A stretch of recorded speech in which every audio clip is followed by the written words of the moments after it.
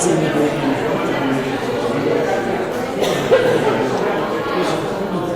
Okay, we're ready to get started. And I'm Margaret Hunt. You're going to hear from me a little bit more later, but I'm here to introduce Aaron Ogletree, who's a city council member, who's going to give some welcoming remarks. And Aaron is also a board member of Colorado Creative Industries, the agency that I ran for a few years. So, Aaron, I'm going to turn it over to you. Okay. Welcome. I did not know I was going to be making any kind of a welcome statement to you all, but I'm so glad that you're here. I'm so glad that Neil Paul arranged this. I have gotten to know him and have really come to admire his efforts to become involved in Trinidad. I moved to Trinidad about 11 years ago now and came here like most people show up in Trinidad like, what is this place? And what kind of potential does it have? And it has grown quite a bit since I've been here. We have a lot of new businesses, a lot of new people coming. We are glad to welcome you here this morning and hope that you get a lot out of this presentation. And I believe the next person we have is Gina Cimino, who's going to speak. Thank you.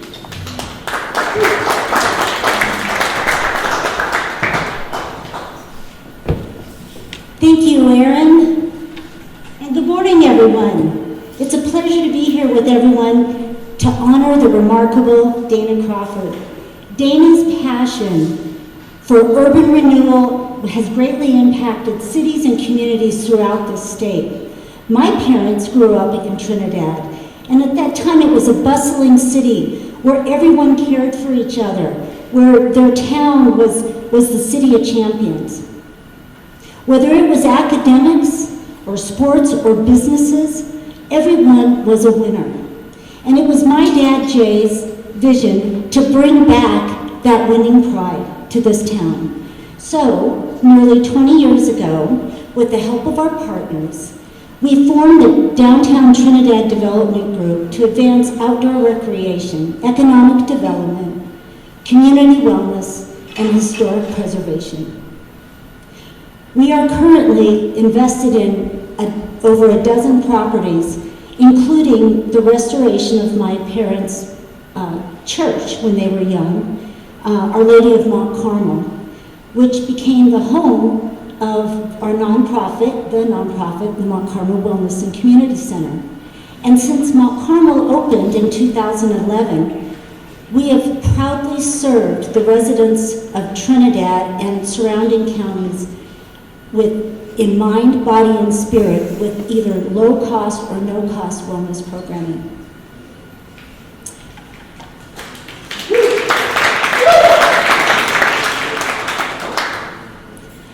Over the years, we came to rely on Dana's expertise to build Trinidad's future while honoring its past. When we first met Dana and we asked her to help us with our preservation projects, she said no. She couldn't help us. She said, I have a terrible case of the twos. I'm too old and Trinidad is too far. And that was at least 12 years ago. Well, even Dana couldn't help but fall in love with this town. And we believe that every city has its champions. Dana was undoubtedly one of Trinidad's champions, and I am honored to have had the opportunity to work alongside her, to learn from her, and to call her my friend. So once again, thank you for being here. It is now my pleasure to introduce Mary Jane Lovely, but I don't see her. She's not here. Okay. Mary Jane Lovely had something come up. She's going to be joining us a little bit later, but I love the title on the business card, Keeper of the Karma. Keeper of the Karma. That kind of tells you a little bit about her, and if you haven't met her yet, she is a force to be reckoned with. So, our dear friend Blair Miller, who worked for Dana for 20 years or so, is going to make some remarks. To try and fill Mary Jane's shoes, which is impossible. Nice to see you.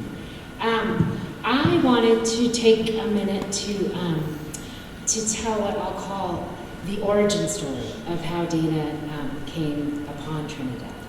And it was through the efforts of one Tara Dawn Marshall and a gentleman by the name of Steve Turner, who was at the time the head of History Colorado. And the two of them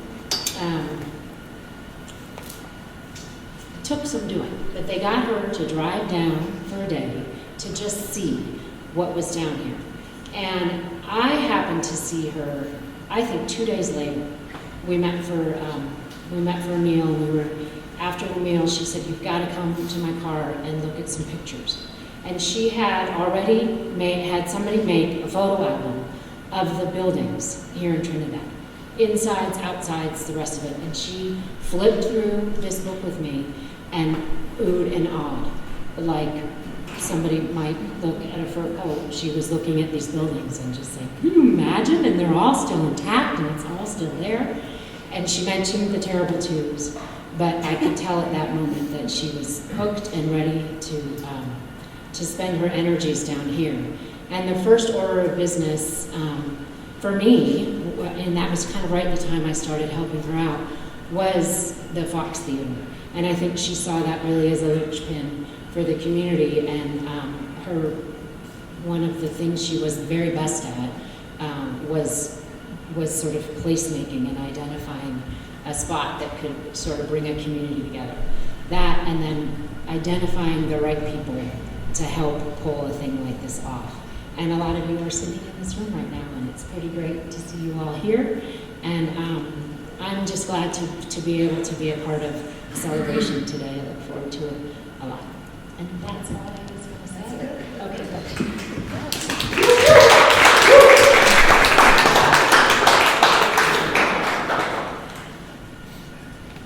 So I want to thank you all for being here, and I want to also mention that Dana's son Peter Crawford is with us here today. Peter, raise your hands so everyone can see who you are.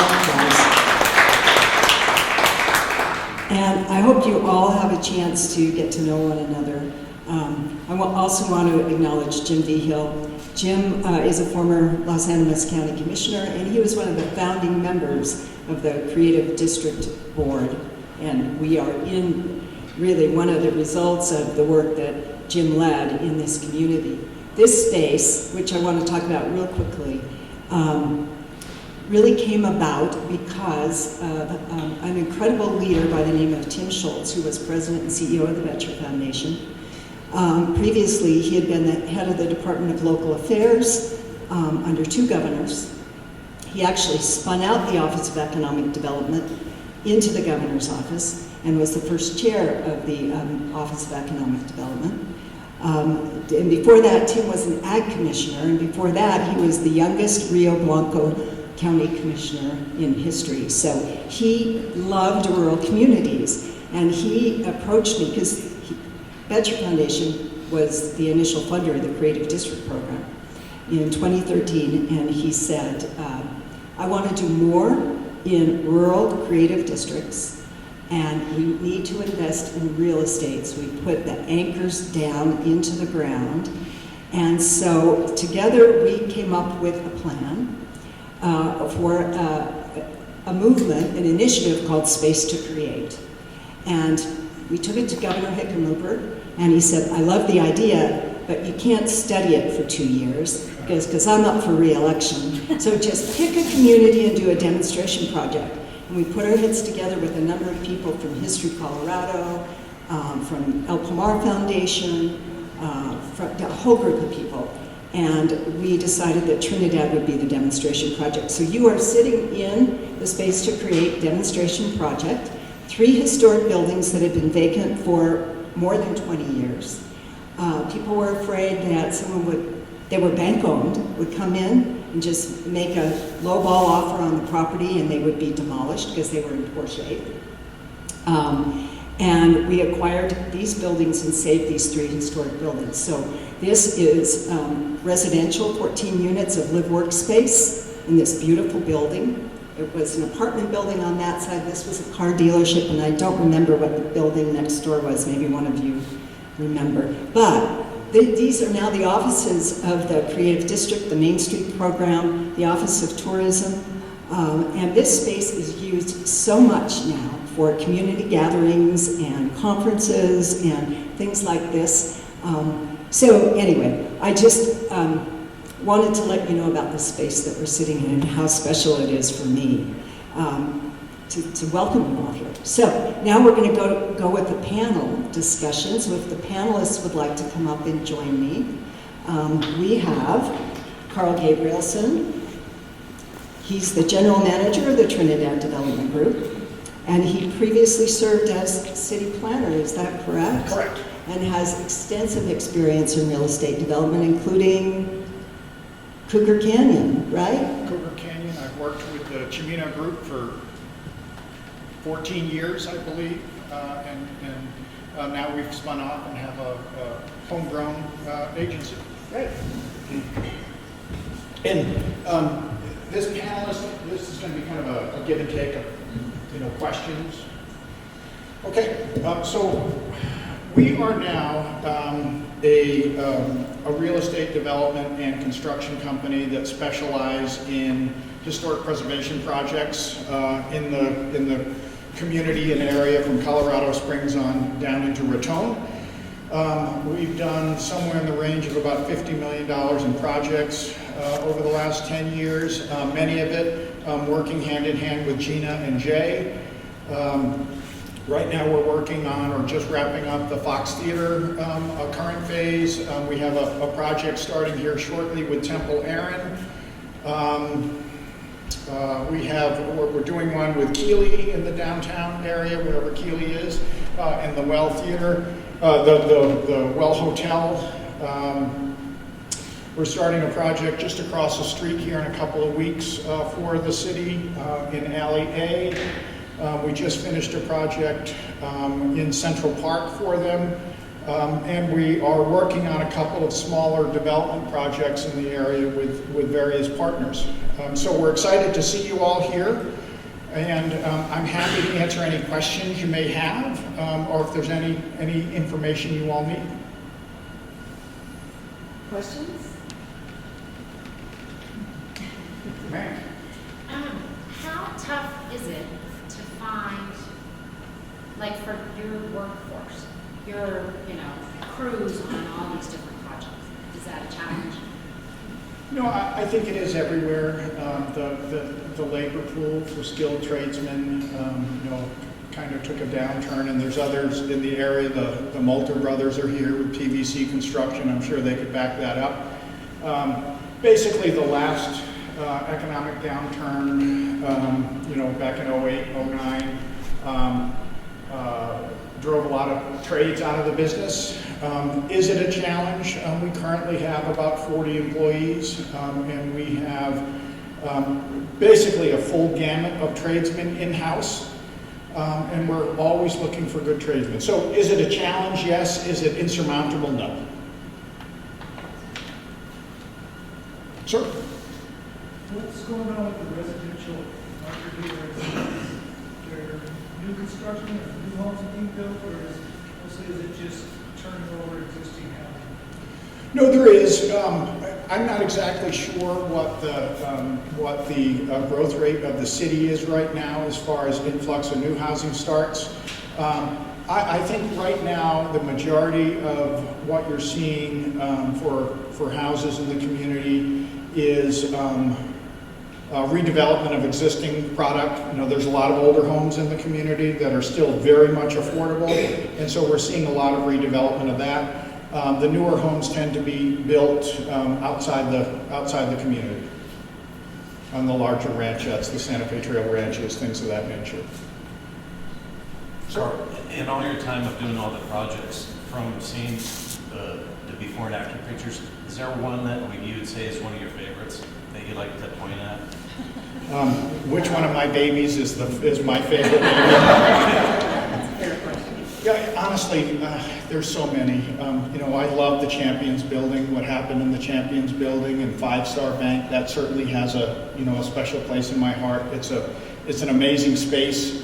We officed out of 5-Star Bank, I think, for 5 years, the construction office, and now every time I go in there, it brings back just great memories. For those of you who haven't been in there, it was a historic bank that Jay and Gina purchased a decade ago, roughly.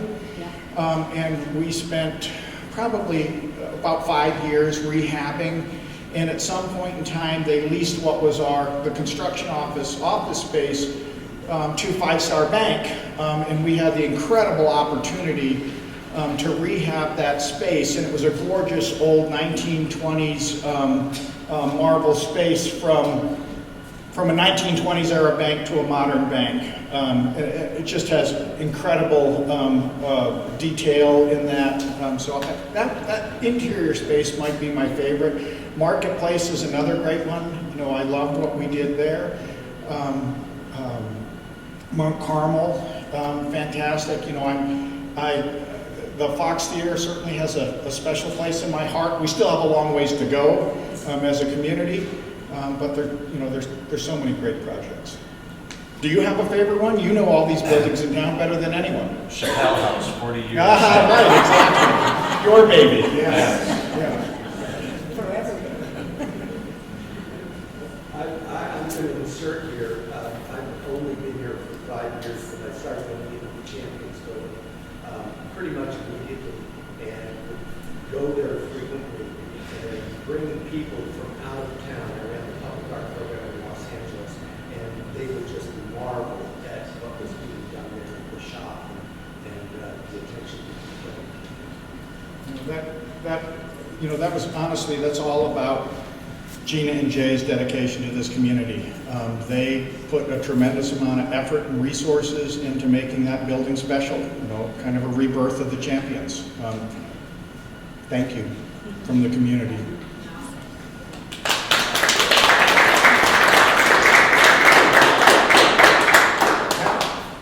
Yeah, from the Calexico Alliance's perspective, our favorite is the next one. Right, that's a great answer. Child we can put out there into the world, that does amazing things. So let's see about doing the next one, right? Questions, comments? Great.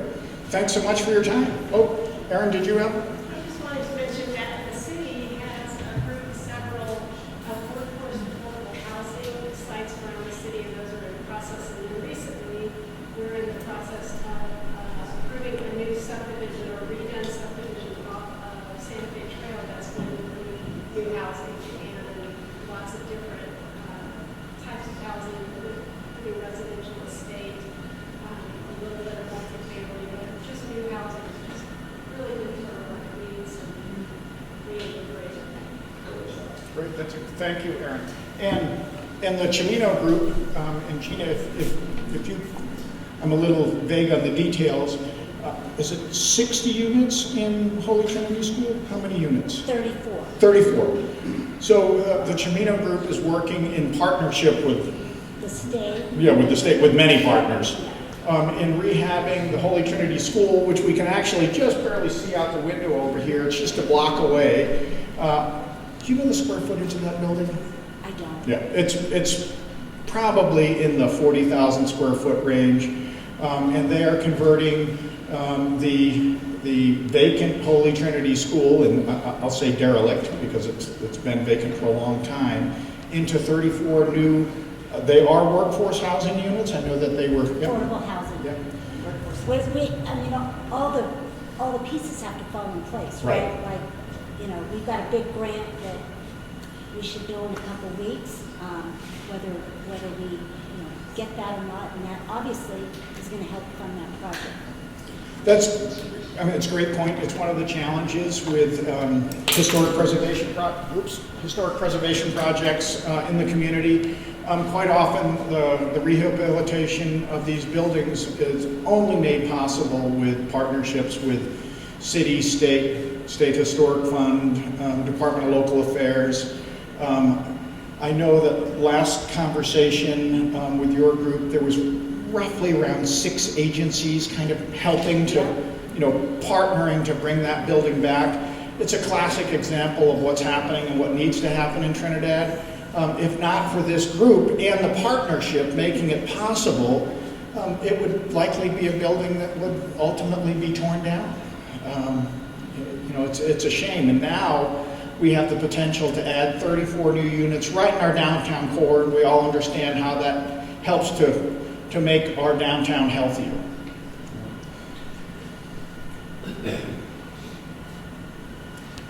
Neil?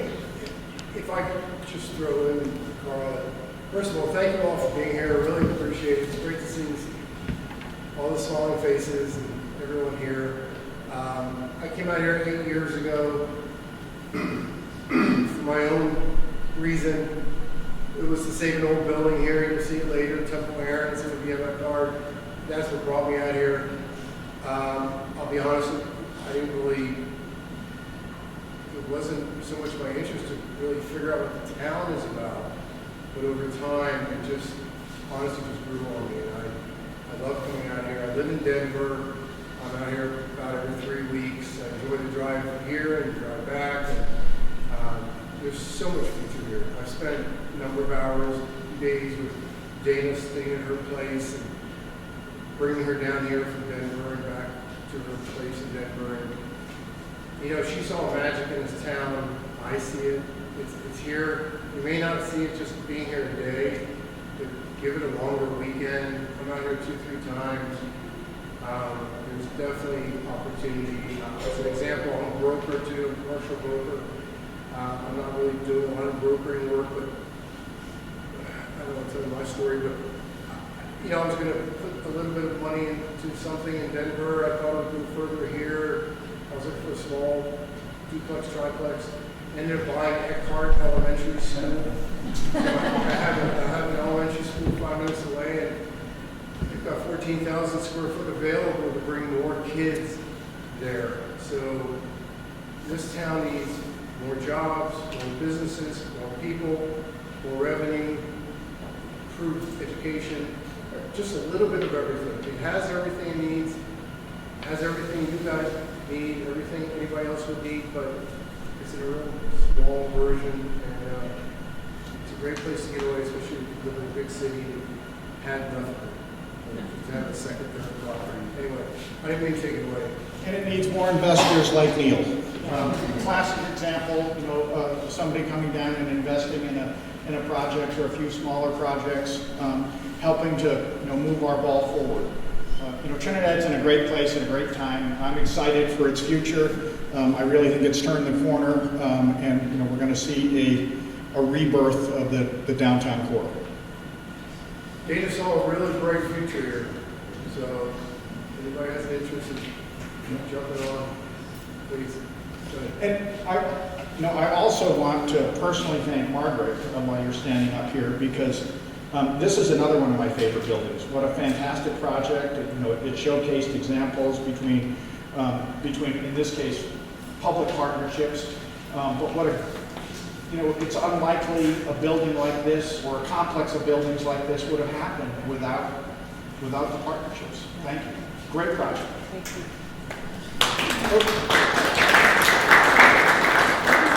The apartments filled here, filled up here on Elm Street. So, yes, this is also workforce housing, 14 units upstairs, and they're beautiful units. I mean, the big windows, they're really gorgeous. And then, in order to get the CHAFA 9% low-income housing tax credits, it takes at least 30 units, as you know, right, to qualify for those. So then, the city had the property down on Elm Street, which they then donated, so the additional units are at that satellite facility down on Elm Street next to the old train depot. Yeah. How many are vacant? I don't know how many are vacant. I think they have a waiting list, actually. But I can find out. I can find out and let you know. Yeah. Yeah, I think this one is full. There may be some vacancies down there, but I'm not sure. It just changes from, you know, sort of a rotating basis. Yeah. 14 here and how many there? It's a total of 43. So I'm not good at math on the fly. I have to get my calculator out and do that. But yeah, it's a total of 43. Yeah. Okay, I would like to invite Christine Loudon to come forward. Christine has just been a wonderful new champion for Trinidad. She is the executive director of the Emergent Campus at Trinidad College.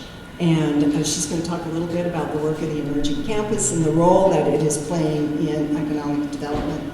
And it's a very exciting development for our town. Christine.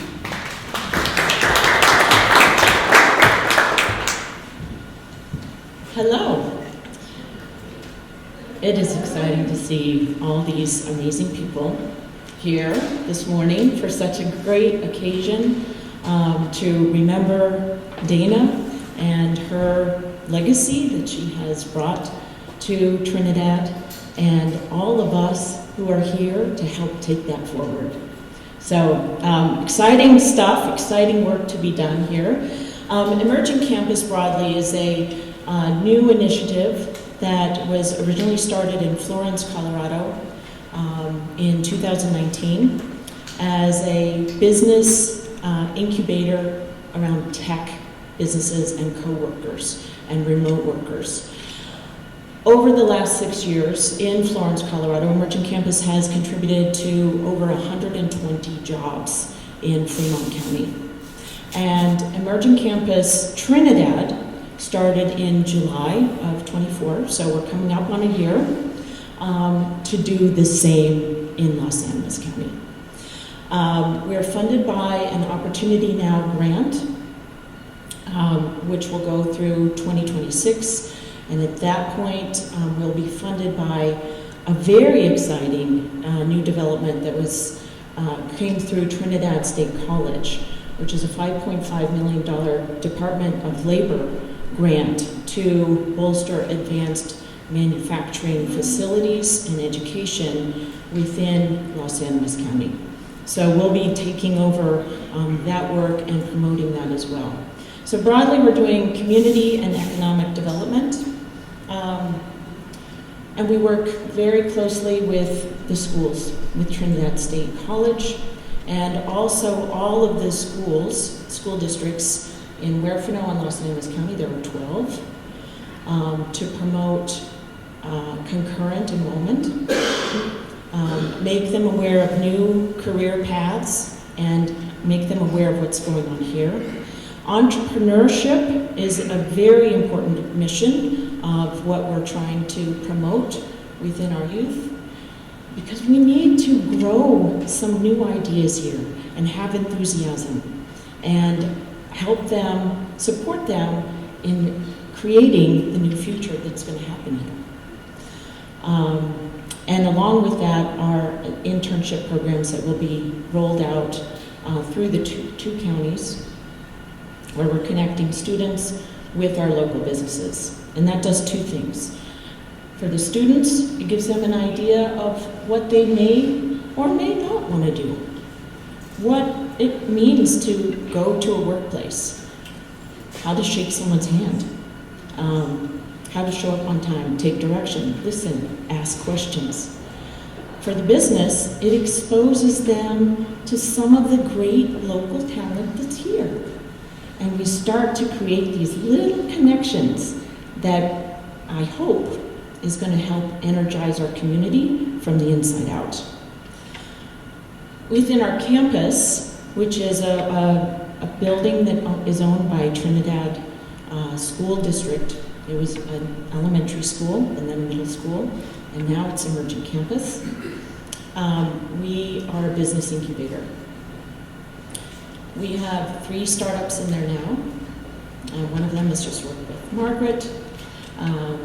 And it's really exciting.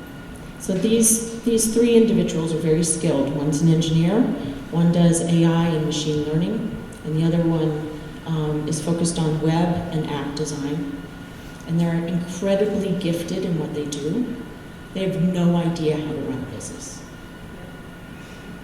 So Yosha, my colleague here in the back, we spend a lot of time holding their hands, helping them, like, oh, here's another one of our website customers right here. How to write a proposal, how to make an estimate. We run through presentations with them before they go and present at the hospital. We help them set up their bank account. So very basic skills, but even those little things have helped these 3 startups already have an impact in our community. And we're looking for more. So if you know somebody, yes, yes, come and see us. We also have a co-working space where we have 7 co-workers who will come in from time to time. You can come in 5 days a week or 2 times a month, it doesn't really matter. We provide a desk, a great place to work, lots of coffee, and fiber internet connection, which is a big plus, especially when you're in a tech industry. And what I love about the co-working space is that when you have interested people all together in one place who are doing different things, ideas start to happen. And new little groups form, people start getting excited about working together and doing new things. So I really want to foster that co-working idea and also a place for remote workers. We have a lot of remote workers who are doing incredible jobs with Google, with PayPal. Who's Patrick with? Zoom. And others who are working for some major tech companies living in our community, and you'd never know it. So we're finding them, and we're putting them together, and that's exciting. I wanted to say something, piggybacking off what Carl was talking about in terms of construction. The school districts within Los Angeles County, Huerfano County, and Crowley County have received a separate opportunity now grant to create different career-connected education hubs. So within Walsenburg and Levita, there's Advanced Manufacturing Hub with welding, auto mechanics, and CAD.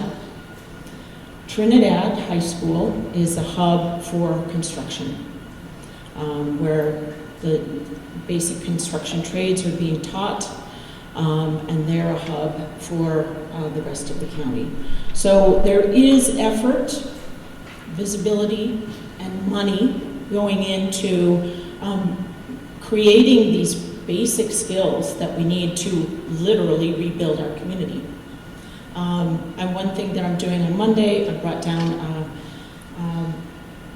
I never get this name right, American Electrical Institute, which is the educational arm for becoming a licensed electrician. They're coming down, they're meeting with the Trinidad High School students, Levita High School students, and then again for all students in the county. So there'll be 3 sessions going on so that we have electricians. Because how many times have we been wanting to find an electrician here? So let's grow them.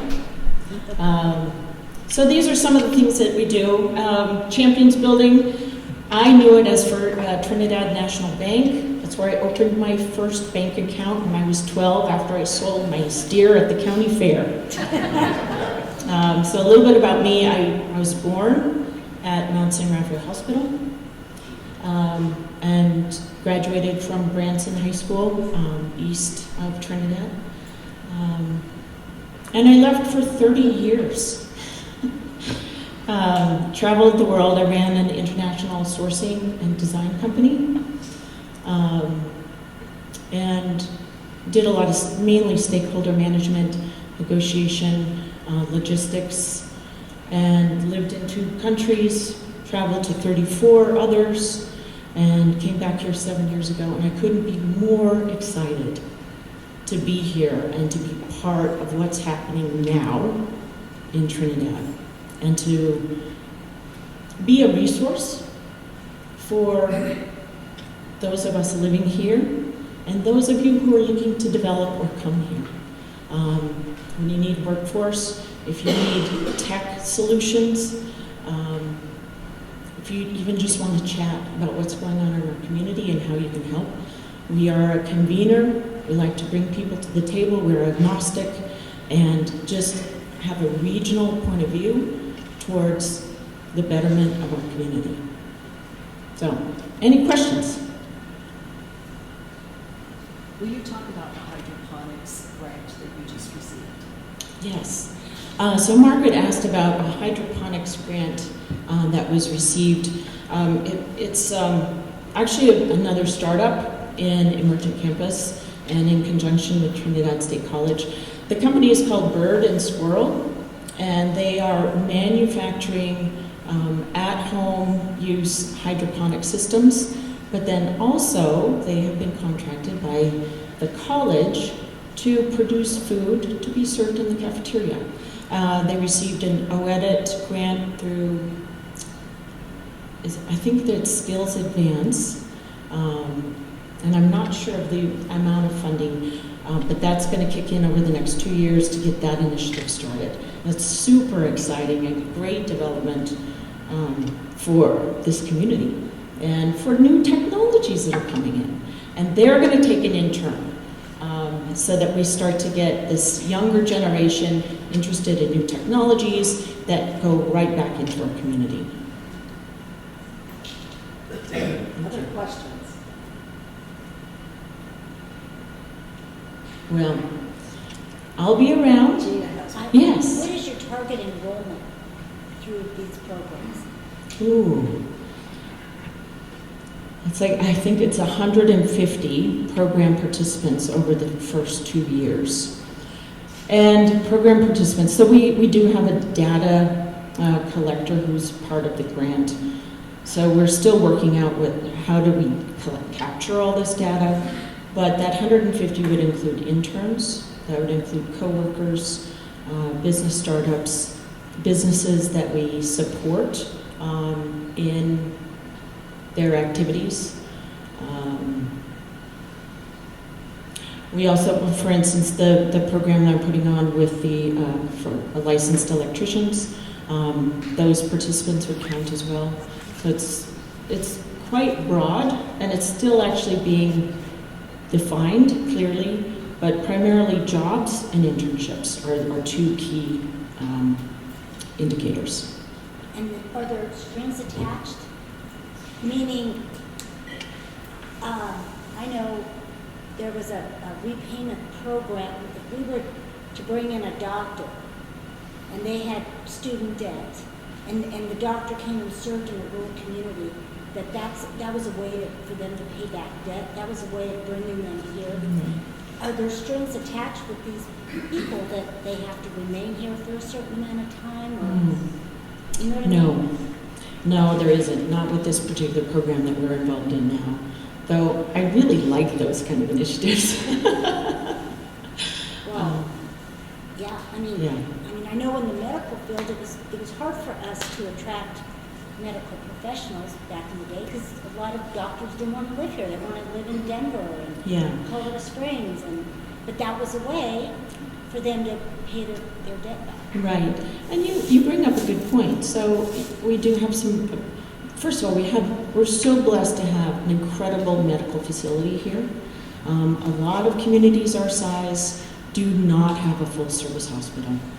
And we do, and it's fully upgraded and state-of-the-art, and it's an incredible facility for this area. So first of all, I'd like to say that.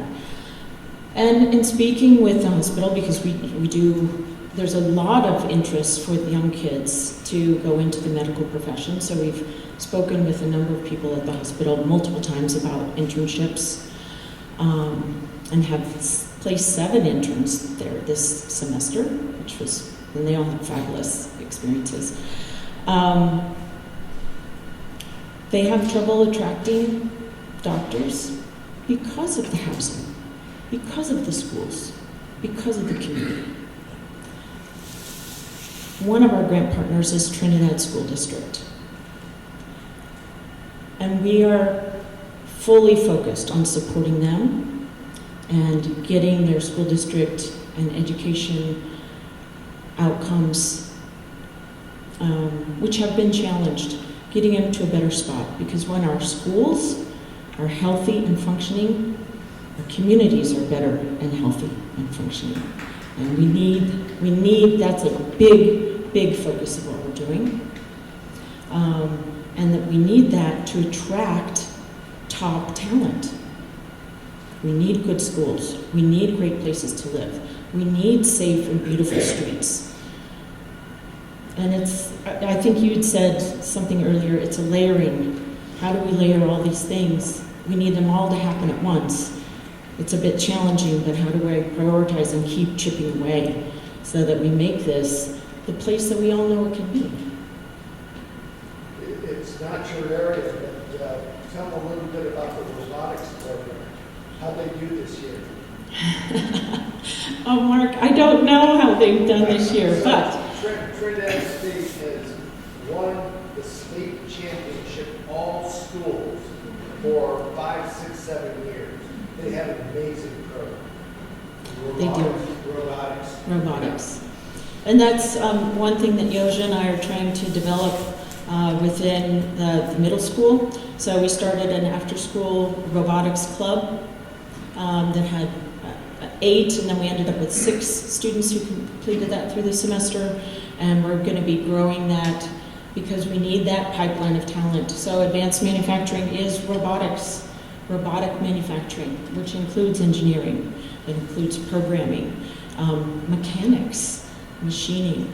And it's great to attract college kids to these areas, but we also need to give visibility starting in middle school all the way through high school of what these career paths are, so that already when they graduate from high school, they've got some knowledge, they've got some skill, they have a direction, they know where they're going, and ideally by then we're going to have a place to plug them into to go to work.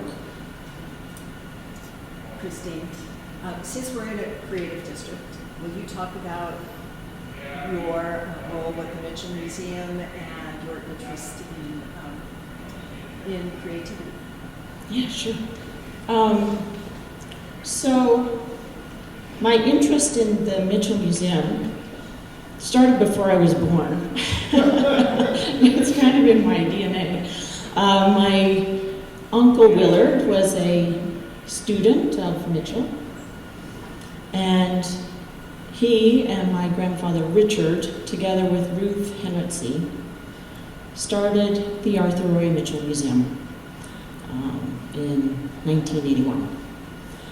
So even as a young girl, my grandfather was always talking about Mitchell. I'm going to a Mitchell board meeting. I didn't know what board meetings were, and I didn't know who Mitchell was. But I just would hear this all the time. He's always going to town for a Mitchell meeting. And so I was there when the grand opening happened at the Jameson department store building where the museum is now. My grandfather's 85th birthday was held there. And so I've always been surrounded by Western art and cowboys because I grew up on a ranch. So it's just kind of the handwriting that is most familiar to me, you could say. I had a one of the big pleasures I had when I moved back here was to become involved in that museum again, because it was so important to our family. And I served on the board. We received grants to repaint the interior, which hadn't been done before. We put up new exhibits from the treasure trove of art that's in the basement. We brought some of that up. We took the covering off the windows and put in some window displays, and started to bring that place alive again because it was on the brink of closure. Funding is a major issue. That's no secret to anybody in this room, no matter what industry you're in. And we tightened the belt, got creative, had a tremendous working board, and started to reactivate that space. And now every first Friday, last Friday, I think there were probably 300 people from across the country and within our community who were there for the character and context show, and a Louis L'Amour illustration show. Everything is fantastic. So if you have time, please go and poke your head in. The building itself is an incredible building. It was built in 1907 and housed a beautiful, it was like our Bloomingdale's department store, Jameson department store. So it's a treasure in itself. And Pat. So the Trinidad Los Angeles County Chamber of Commerce is 143 years old. It's the second oldest chamber of commerce in the state, behind the Greater Denver Chamber of Commerce. We just morphed into becoming the Calexico Alliance, which is bringing 3 counties together.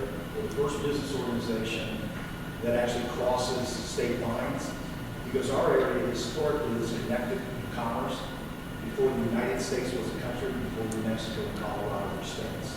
And so we're reactivating those things. And I just wanted to say, while Christine was up there, Joseph's here, is the business community in 3 counties is 100% behind what the emerging campus is doing. So we invite you all to get with us and move over.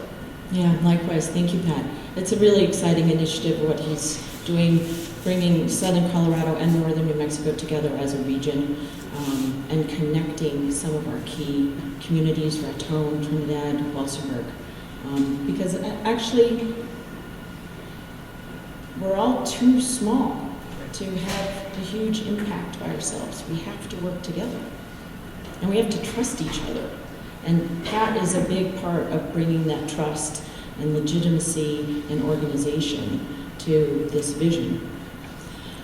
And I'm just going to end with something I'm just really proud of, because I have, my family's been here for a long time, and I'm still always learning about exciting history.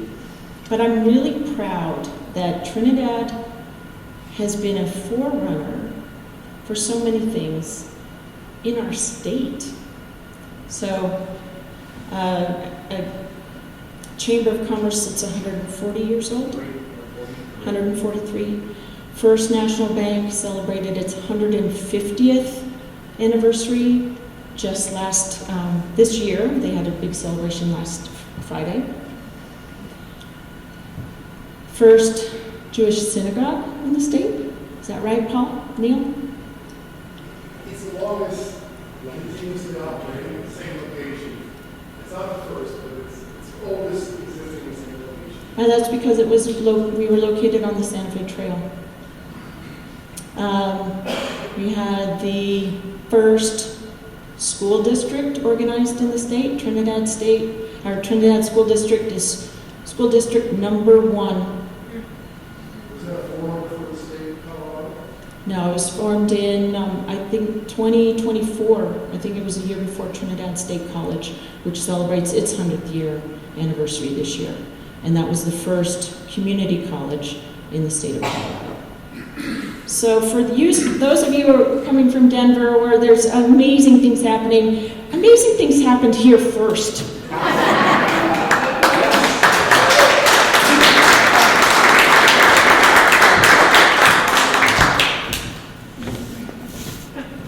So I gave Kishar Thomas, who is the web designer at the Emerging Campus, a challenging task. I gave him a week to set up a website for me for a show that I'm opening tomorrow night, and he worked around the clock. And so I'm just so impressed. And if you want to see his work, www.margarethuntgallery.com. I'm just blown away. I gave him the titles of the pieces and the images, and he created the most beautiful text to go along and descriptions to go along with that. I'm just thrilled with the work he did, so I just want to give him a big plug. Now I'd love to introduce Cy Michaels to come up, and Cy has been a steadfast champion in this community for tourism and hospitality. She is the, I'm going to get your title wrong, okay, she is the founder and operating manager, director of operations. Director of Operations and Partners with La And Quinta. partner for the La Quinta and the Hilton Garden Inn. Cy was one of the first people that I met when I came down here. She always gave me the friends and family rate at the La Quinta. and is just an incredibly generous human being. And I think it's out of the box that she's running for mayor, right? It's public information. Okay. So I know. Thank you all for being here, and I see so many familiar faces and so many great projects that we've done together. And Margaret wanted me to let you know how I originally arrived in Trinidad, and that's years ago. I graduated from an aviation academy, and I was coming through from Oklahoma City to the tip of Texas and New Mexico, and I graduated from the academy, and I came over Raton Pass. And the city set in front of me, and the sun was setting, and I was already being paid per diem by the government because I was going to be an air traffic controller in Chicago, and the world was beautiful.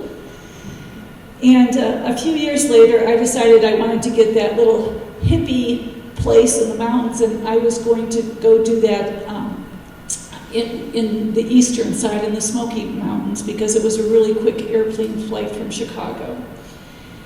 And I had use or lose leave, and all of a sudden it was going to be rain, hail, snowstorm in February in the Smokies, and I said, I got this use or lose leave, what am I going to do with it 40 years ago?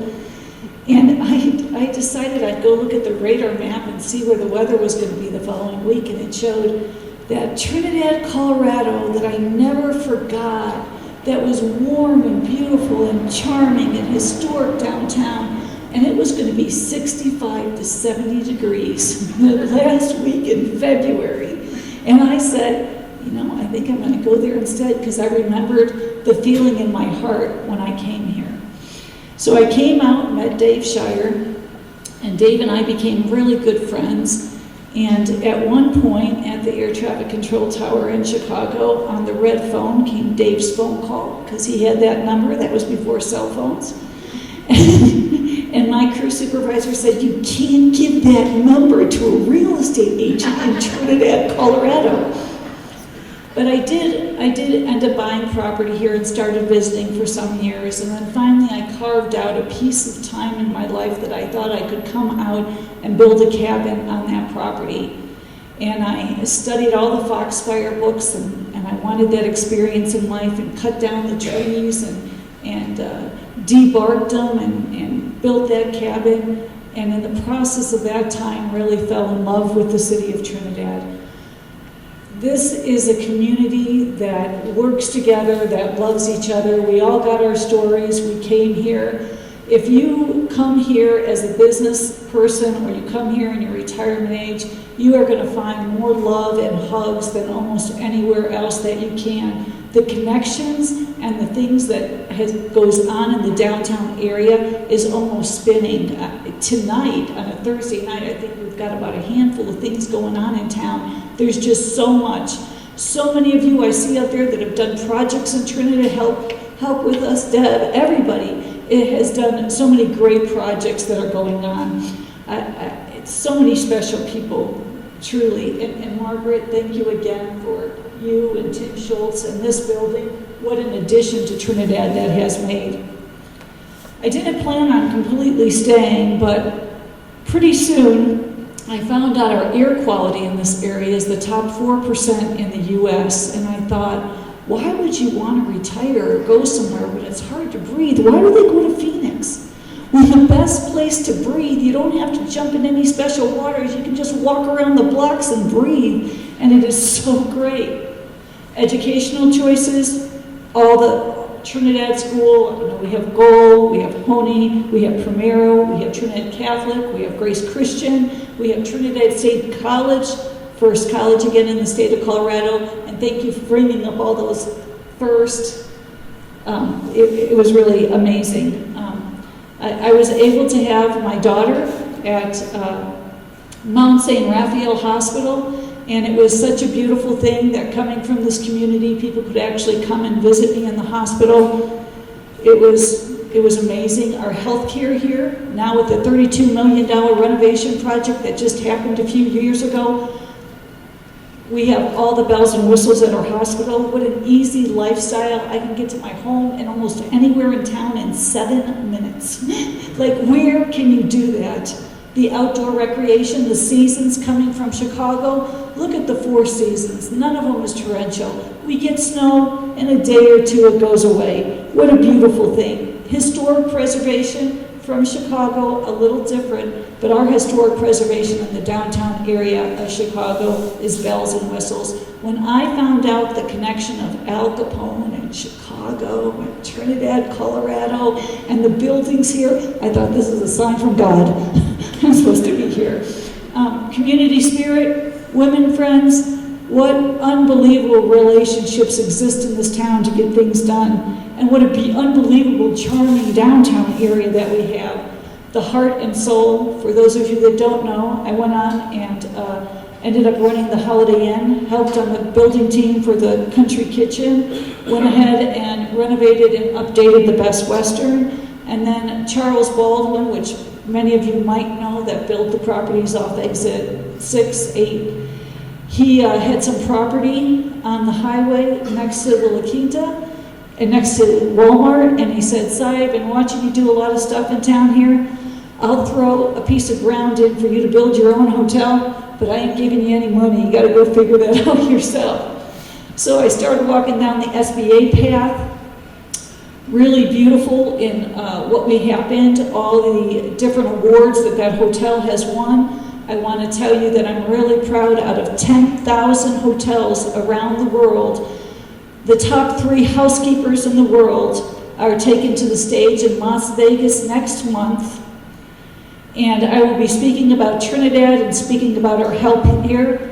And she, I believe, well, she's the top 3 already, so she's won lots of bells and whistles. We will have the best housekeeper in the world in Trinidad. Since that period of time, I was very honored and grateful to be involved with the Chimino family and involved with Gina. We partnered together to build the Hilton. The #1 housekeeper trained the #1 housekeeper over at the Hilton, and we have such a fantastic staff in both hotels. High numbers of hospitality, the best on our star report, which is the Smith Travel Area Report. The Hilton takes all the upscale market, and the La Quinta takes all the lower level thing. I am so proud of our employees in the city of Trinidad and what they have done. They have made guests coming through the vein of I-25 knowing that Trinidad has that heart, has that soul. Dana, before she bought her house here and before the Hilton was built, she used to stay at the La Quinta, and we would have what I call the live lobby La Quinta nights. We had the piano going, we had singing golden. I still got proof of it on some videos with Margaret. And it was really an enriching time to see Trinidad through a historic preservationist viewpoint. So what I thought I knew, I learned so much better. And then with the Chimino family bonding with Dana, our knowledge, our connections in the state of Colorado just skyrocketed. For 30 years, I have been continuously on boards in the city, in the state, and nationally for Trinidad. I am proud of Trinidad. I am proud of where we've come from, where we are, and where we are going. I just think that we all together can grow Trinidad more and more into that Americana feeling of being here, so that kids ride their bikes, so the outdoor recreation, the second largest park in the state of Colorado, is located right here in Trinidad, in the state that boasts outdoor recreation. We have water, we have Trinidad Lake, Raton Creek, the Purgatory River, in a place that is dry in Southwest. We have great waters here. And I just think all together we can just continuously grow and grow to have that feeling and have that friendship and give us all purpose for now and for the future for everybody together.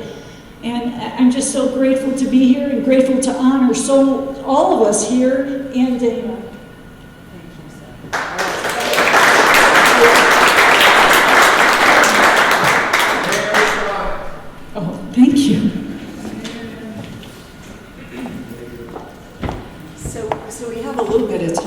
thought it would be fun if any of you have Dana stories that you would like to share.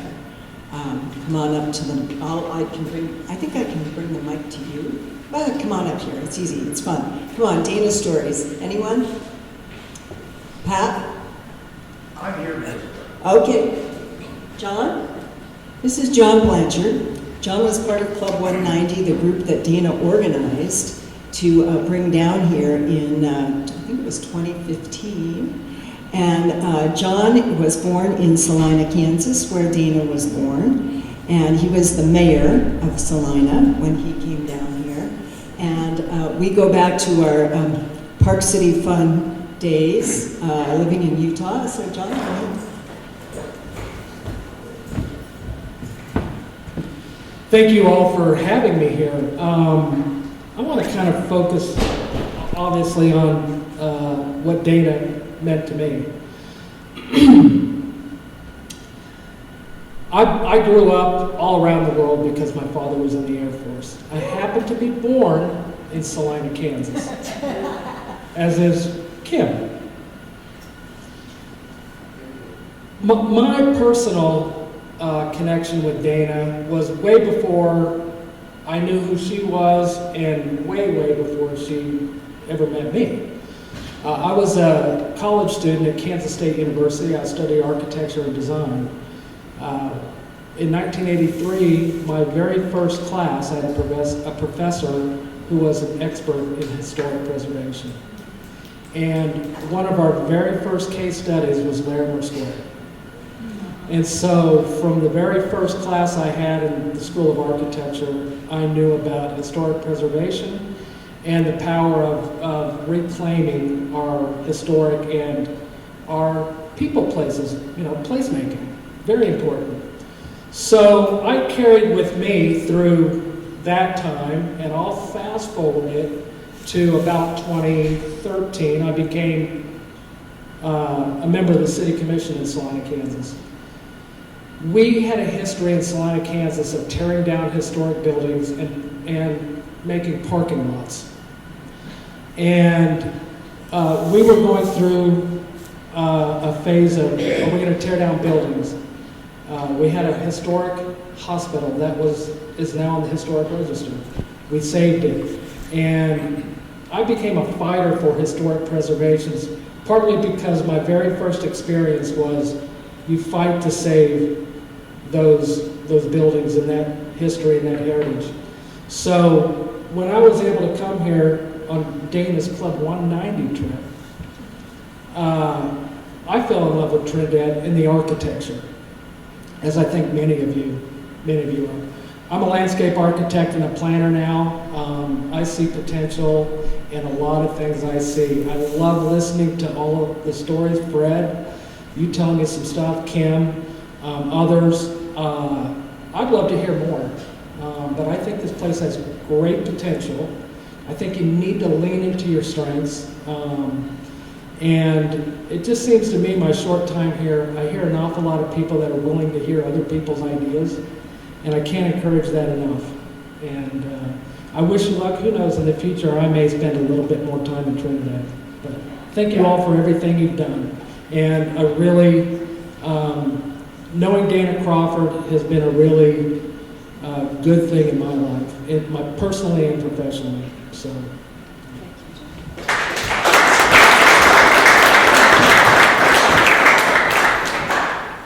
Anyone else? Lou, how about you?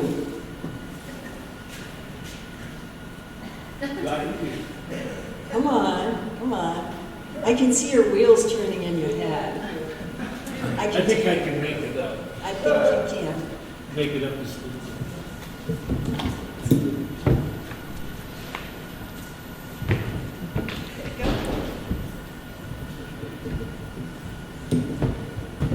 I have a bad toe, so it's where Joanne kicked me the other day. I look with special fondness, both with Jay and Dana, and it's hard to separate the two because I consider them the same. And what Dana, I'm just going to talk about Dana, I'll let Jay talk about himself because he probably still is up there. But when I look back at my personal relationship with Dana and Joanne, we enjoyed going up and staying at the Oxford. We would invite Dana to dinner. I will tell you that she liked oysters, so we bought a lot of oysters there and enjoyed them with her. But from my perspective, coming back to Trinidad after being away for 42 years, Joanna and I came back, and we looked at this beautiful community that we loved, looked at two people that wanted to renovate it, and we got involved, and both Jay and Dana were enablers, because everybody assumed that if Jay was doing it or Dana was doing it, then we knew about it, and it wasn't always true. It was being able to ride on their coattails, to be part of something that's bigger than yourself, is a very special experience. She was a special lady. Peter, she was super.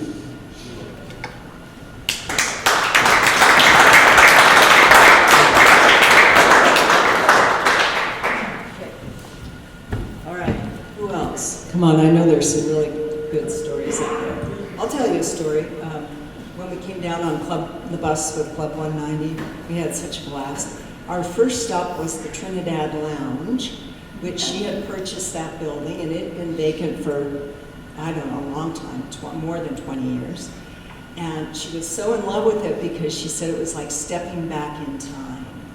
And the previous owner, when he just decided he'd had enough, and he walked out and locked the door, and everything inside was exactly the way it had been.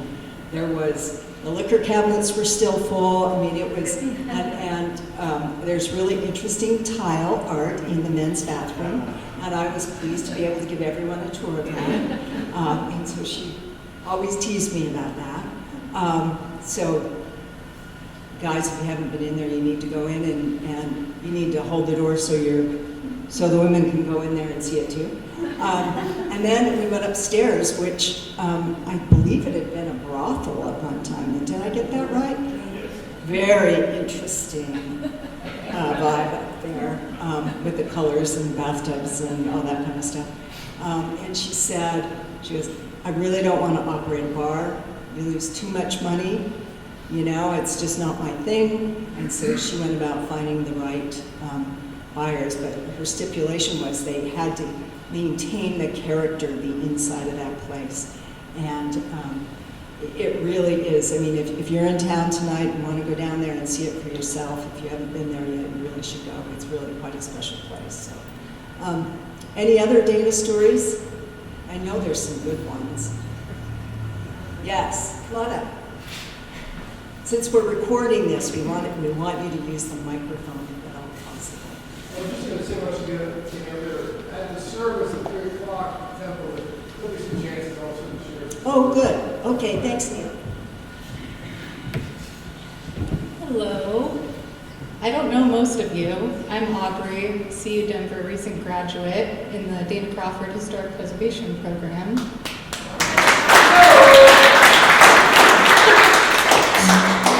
I met Dana on a school trip in May 2023. Blair was our driver. And I fell in love with Trinidad the moment we got out of the van. And we were lucky enough to stay with Dana that night.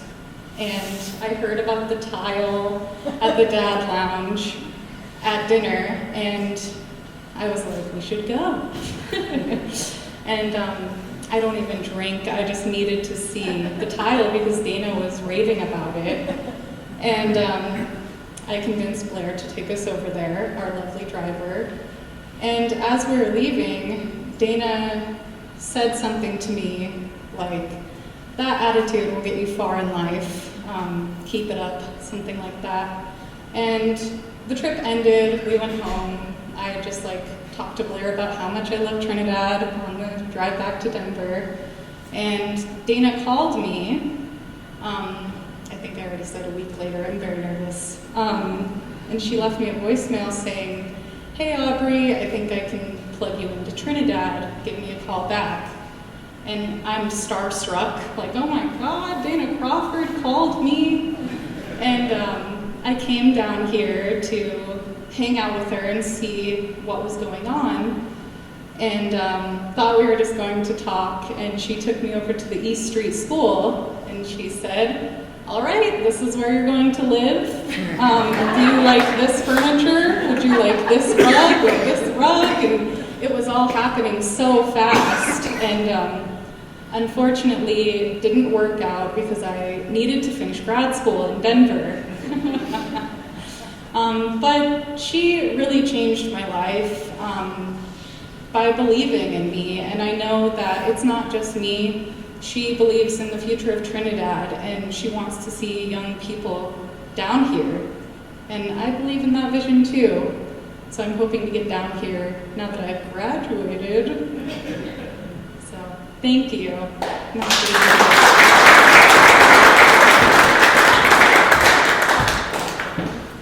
We're waiting for lunch to be delivered. Maybe I'll just do a rundown on what the program. Do you want to share a story? Okay, come on up.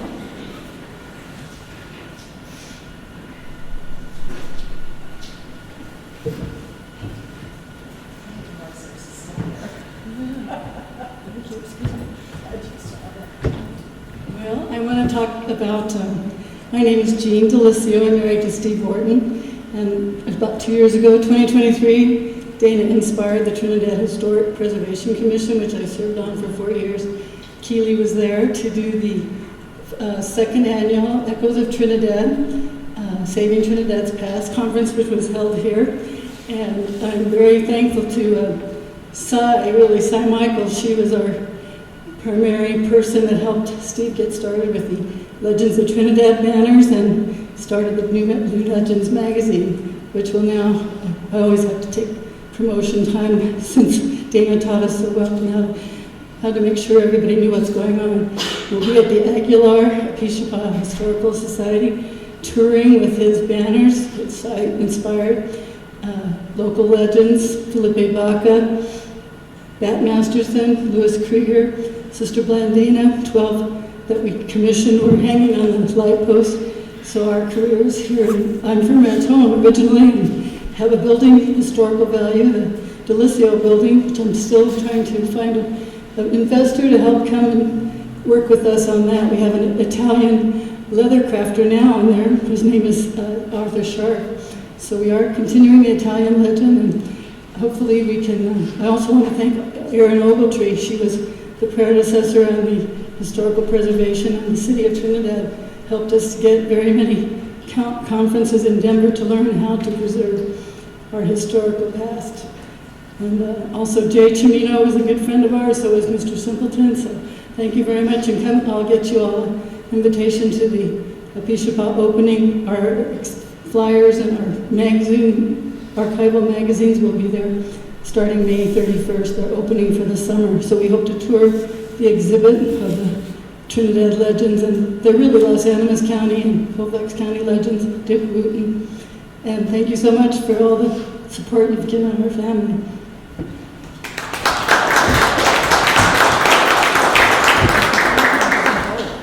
And Tara Marshall, I'm sorry she's not here. She was inspirational on the Trinidad Historical Preservation, starting that and finding all the histories of our legends. So if you ever need any survey information about the historical past that has been, the surveys that have been taken, Old Tom, of course, is Chappelle House. He was one of our speakers, so thank you. Tara Marshall, I'm surprised she isn't here today. It's Tara's third day as city manager, and so she started on Cinco de Mayo, and she is going to pop in, but she had a really full agenda today, so we'll expect her to wander in at some point. Really an amazing person in the city, and is just so smart to have allowed her to be the city manager. And I know a lot of people in this room know her and respect her. Debbie Wagner, I know you have a Dana Crawford story. Come on. No. Debbie was the lobbyist for the city of Trinidad for many years. And anyone else? Yeah, we got one. All right.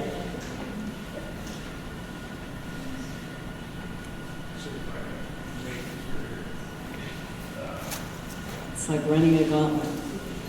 And there is a step over here, a small one, if that's helpful. Or I can.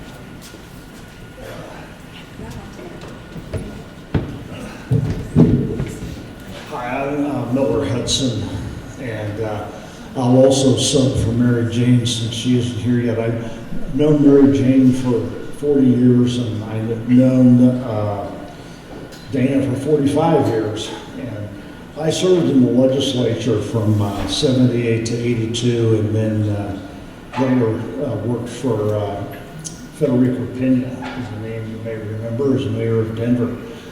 And he put together a group to figure out what should we do with the rail yards in downtown Denver at that time. Lower downtown was kind of scruffy, you know. It wasn't a place where you wanted to be after about 9 o'clock at night. And Dana was on this committee with me. And, you know, we met a couple of times a month for like 6 months and wrote a report, and we sent it to the city. And we had detailed maps and where we should build apartments and all this kind of stuff. And then shortly after that, somebody decided to build a Pepsi Center. After that, we got a baseball team, and they decided to build Coors Field. And lower downtown just exploded. And I remember having conversations later with Dana about, well, that whole planning process was kind of a waste of time because what actually drove the development were other people. And one of the lessons I took away, it takes people like Dana Crawford who say, we got to go in here and we got to get something done. And that's what makes the difference. You can have all the best laid plans of mice and men go after today. So that's it. Mary Jane partnered up with Dana just about 10 years ago. If you don't know Mary Jane, she owns, you'll see on there, it says the Mighty Argo. The Argo is a gold mine in Idaho Springs. She grew up in Idaho Springs. Her dad was superintendent of schools. And in the 1950s, he bought probably half the historic buildings on Main Street here in Idaho Springs, which gradually over time, Mary Jane has redeveloped all those. But her real dream, and it's being constructed right now, by next summer you'll be able to go to Idaho Springs and ride a tramway on the south side of Clear Creek. It'll take you up on the plateau where Central City is. And it's a big project, but I was sharing with Debbie that she couldn't get the economic development people in Colorado to help with the project. So the Swiss government has helped put up the money because Doppelmayr is building the tramway, and it'll be their first tramway in North America. So there's always another way to get the job done. So that's all I have to say. She was a great woman.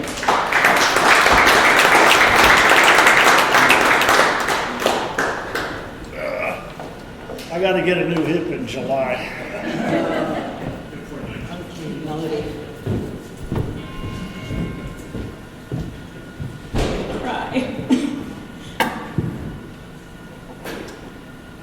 I was so honored to get to know Dana when she was here. But my first real experience with her, I grew up in Montana.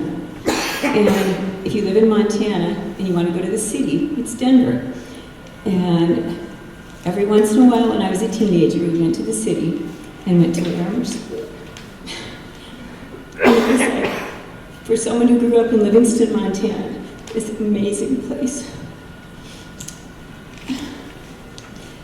And still could be. But then the funny thing is, I ended up working in downtown Denver, just a few blocks from Larimer Square. And so it went on, that connection. But then I was ready to leave Colorado Springs, where I lived for 25 years. I needed a change of scenery, and I came down here to look at a building to rent. And it was, well, actually, it was the Dr. Pepper building. I guess I first looked at buying the building with the Dr. Pepper on it, right? And I came back for a second look, but there was this water feature that I couldn't get over. When I went into the apartment in the back, and the snow was melting into the kitchen, I decided that wasn't really the one for me. But I ended up buying the building next to the Fox Theater. And it's kind of a sleeper building. You'd never know how amazing it is unless you've been inside. But through that, I guess before I bought the building also, I got online and did a little research about Trinidad. I mean, mostly I just bought it. I didn't do that much research, but I did see the video that Dana had put out. And, you know, probably is one of the reasons that I ended up, you know, investing in this area.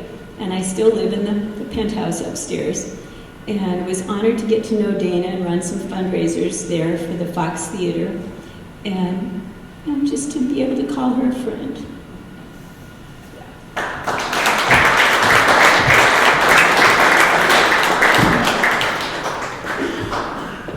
She made everyone feel like they were special and her best friend, didn't she? I mean, she just, and she knew how to create community by bringing people together.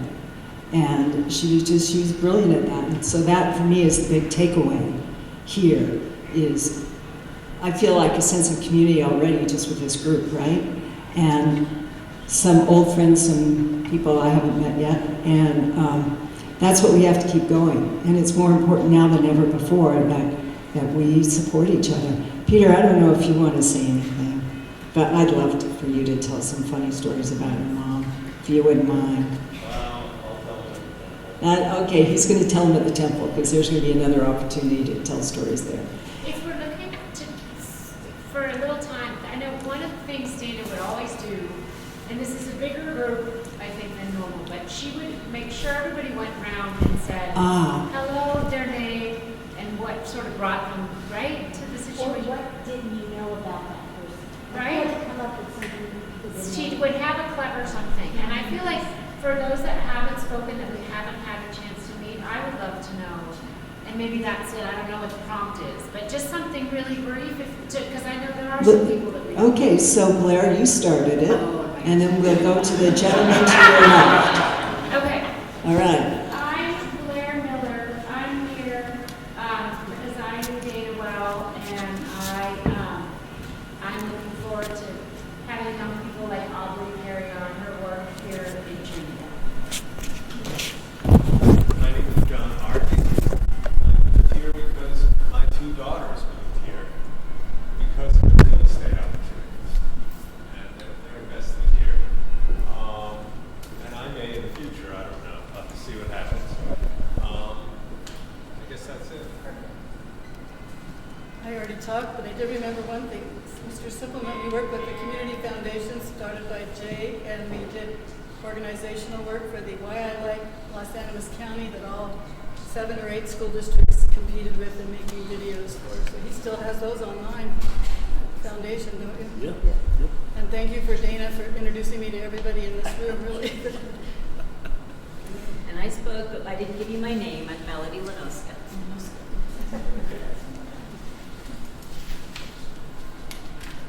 I'm Fred Freeman. I'm currently called Denver home. My introduction to Trinidad was probably 1969. As a young hippie, I hitchhiked through southern Colorado on my way to San Francisco, and there was a commune outside of town called Drop City. It was a bunch of, let's just say, party people. Remember them well. It's a different times of life, yes. It's kind of intermittent, but we do remember it. I'm Sid Hudson, but my maiden name is Alan. My grandfather came here in around the turn of the last century. He was a miner in Valdez, and he came from mining families in Illinois, and then they just moved out here. My grandmother was from Florida and came out, he was born in 1902 and came out here in the 20s. And they got married. My dad and my uncle grew up in Valdez for a while, and then they moved to Trinidad. Many years later, my dad became on-again, off-again president of the Friends of Historical Trinidad. I served on the board for a while, mostly just to keep company with my dad. But while doing that, I became more aware of all the historical stuff going on down here, and then met Dana through Miller's my husband, and Miller knows everybody, so I was met a lot of interesting people, and I just was always so impressed with Dana and her energy right up until the very end, and her passion. She was amazing. One of my personal heroes. I'm Debbie Wagner, and I think I first met Dana on a tour of the Edward Moss in downtown Denver in Larimer Square when it was, as Miller described, pretty desolate in the 80s. And then I did budget work and legislation for the state of Colorado and lobbied for History Colorado for a number of years. And Dana was on the board, and I happened to be in Trinidad probably in 2015 or 16, working the Capital Development Committee toured historic sites around the state during the summer. And I ran in, and they were doing a tour of the Bach and Bloom houses. And I ran into Dana La Quinta, met Tara Marshall, who's the new city manager, and met Cy. And Dana said, why don't you come get involved with projects in Trinidad? And she invited me to a meeting where I met Jay and Gina Chimino, some architects, and got involved with the city and really enjoyed coming to Trinidad and meeting citizens, worked on legislation with Lou Simpleton and former Mayor Rico. And it's part of my, I've really come to love Trinidad. So, and Dana was a big impetus for that. She did a lot around the state to really further historic preservation. I'm still Miller Hudson. So some of you think you recognize me. In 2016, 8 years ago, Henry Solano, who I had played on a softball team with back up in Denver, called me and said, I'm going to run for DA. Would you come down here and run my campaign? I said, Henry, I haven't run a campaign in 20 years. He said, that's like riding a bicycle. But as you know, he's been your DA for the last 8 years, and I spent a year here trying to straighten things out at the DA's office. And then I married Cindy, and so I was spending time in Trinidad anyway. My name is Tommy Wilson. I did not know Dana, but my brother and my brother-in-law did business with her, and I'm just down here visiting with them. They're showing me around Trinidad. My name is Ken Garner, and I know Dana. Wynn and I have dealt with her on many occasions. She hired me to help her fix her expletive insurance problem that she had several years ago. And I've come down here with her many, many times. We stayed at La Quinta. We did the Road of the Highway of the Legends. Stopped at Ringo's one time because she liked my cooking. And we got a couple of steaks, and there's a grill in the back of the La Quinta. And it was a hot day, and she says, let's grill some steaks. She said, I'm sure that the restaurant will have utensils that we can use and all that. So I put these steaks on, I run inside, I asked the gal to help me, I need something for the grill. She brought me a fork about that long. By then the grill was on fire. And I grabbed the plastic utensils and the foam plates. Those steaks were seared to perfection. The hair on my arms grew back. About 6 months later, they decided for those long utensils that day. And when I put the steaks on the plates melted. He sat there and laughed and ate every bit of it. It was a really good time. And Wynn and I have known Dana for a number of years, so I just kind of thought of her as wanting me around to keep her fed well when I was near. I'm Wynn King, and I'm a commercial real estate broker. I met Dana about 25 years ago when I first started in Denver. And the first project I worked on was the Bauer Building, which is downtown near the Performing Arts Center.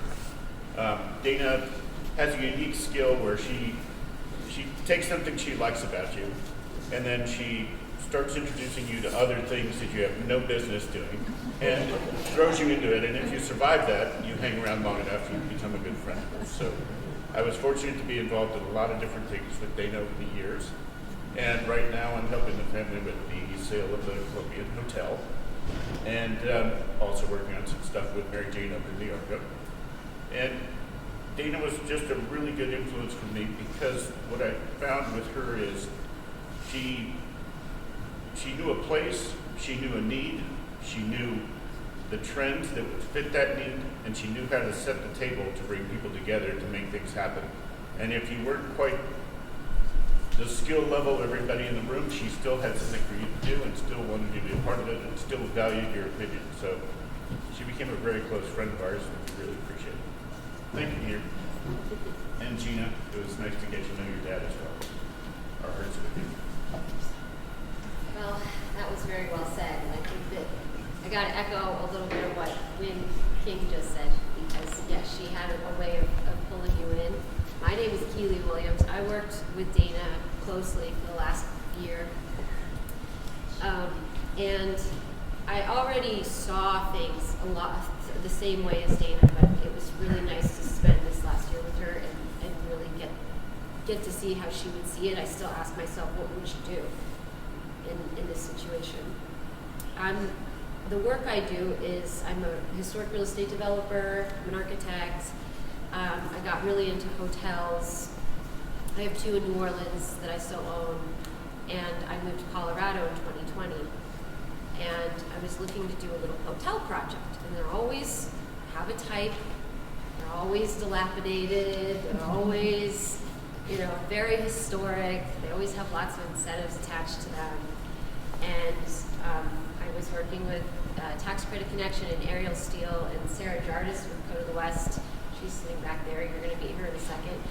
And they said, we were looking all around the state, and they said, I think you need to check out Trinidad, and I think you need to talk to Dana Crawford. Well, this was in the middle of COVID, so we couldn't just go talking to Dana. So they connected me with her. I talked to her on the phone, and the next day, a 4-inch binder full of information showed up on my front doorstep in Denver.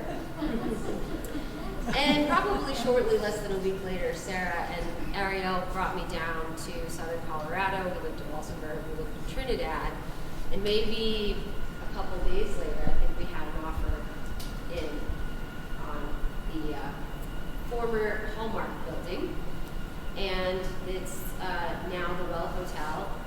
We're renovating it. We're in the process of renovating it. We've got some rooms open. Some people can really stay in there. And we can go there later and listen to some music, but it's a project with me and my husband, and if not for Dana, there's something about her and the way that she has a vision for a place. I knew immediately, within days, that this is where I was going to be spending a lot of time for the next couple of years, and here I am. And I'm Peter Crawford, number 3 son, and I got to watch and experience Mom's efforts from the first project at the start of Larimer Square, where we were going through upper floors and it looked like a war zone. That was an interesting part of town back then. All the way up through this last one, and just seeing her combine her passions for historic preservation and bringing communities together and building places where everyone could feel welcome was a real honor for me. everybody. I'm Katie Peterson. I am the Endangered Places Program Director for Colorado Preservation Inc. I'm actually a seventh-generation Benton County resident in Los Angeles. So the city, Los Angeles, not the county. That gets mixed up all the time, believe me, when people call. But I got to know Dana at 14 years old. I used to work at Lodswell Historic Site, if you guys know where that is in southeast Colorado. Went to my first, conference, and, she's really the reason why I'm in this position now. She was a total firecracker, as we all know, and really was my inspiration for jumping into historic preservation at such a young age, and has always been a great supporter of CPI, hence, why we named our awards after her, which is next week, by the way, on the 15th. So Tickets still available. Yes, tickets still available. So that's me.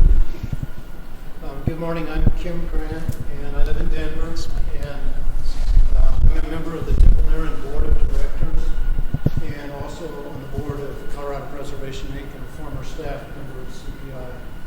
I first met Dana back when I was the executive director of the Lodo District, back when Coors Field opened.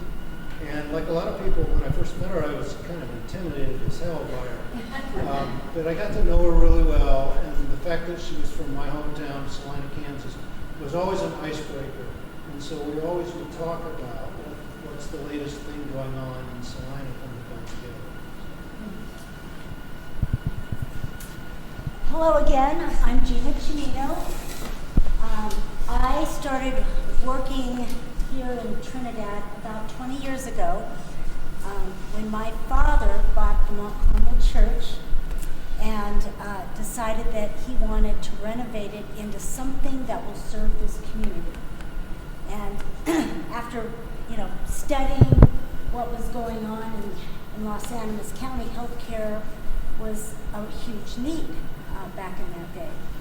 And Lou and Joanne were a big part of these early days. We renovated this building and thought, you know what, we're just going to be landlords. We're going to bring in a healthcare system to run the medical clinic, actually behavioral health, medical, and we always had the vision of dental, always.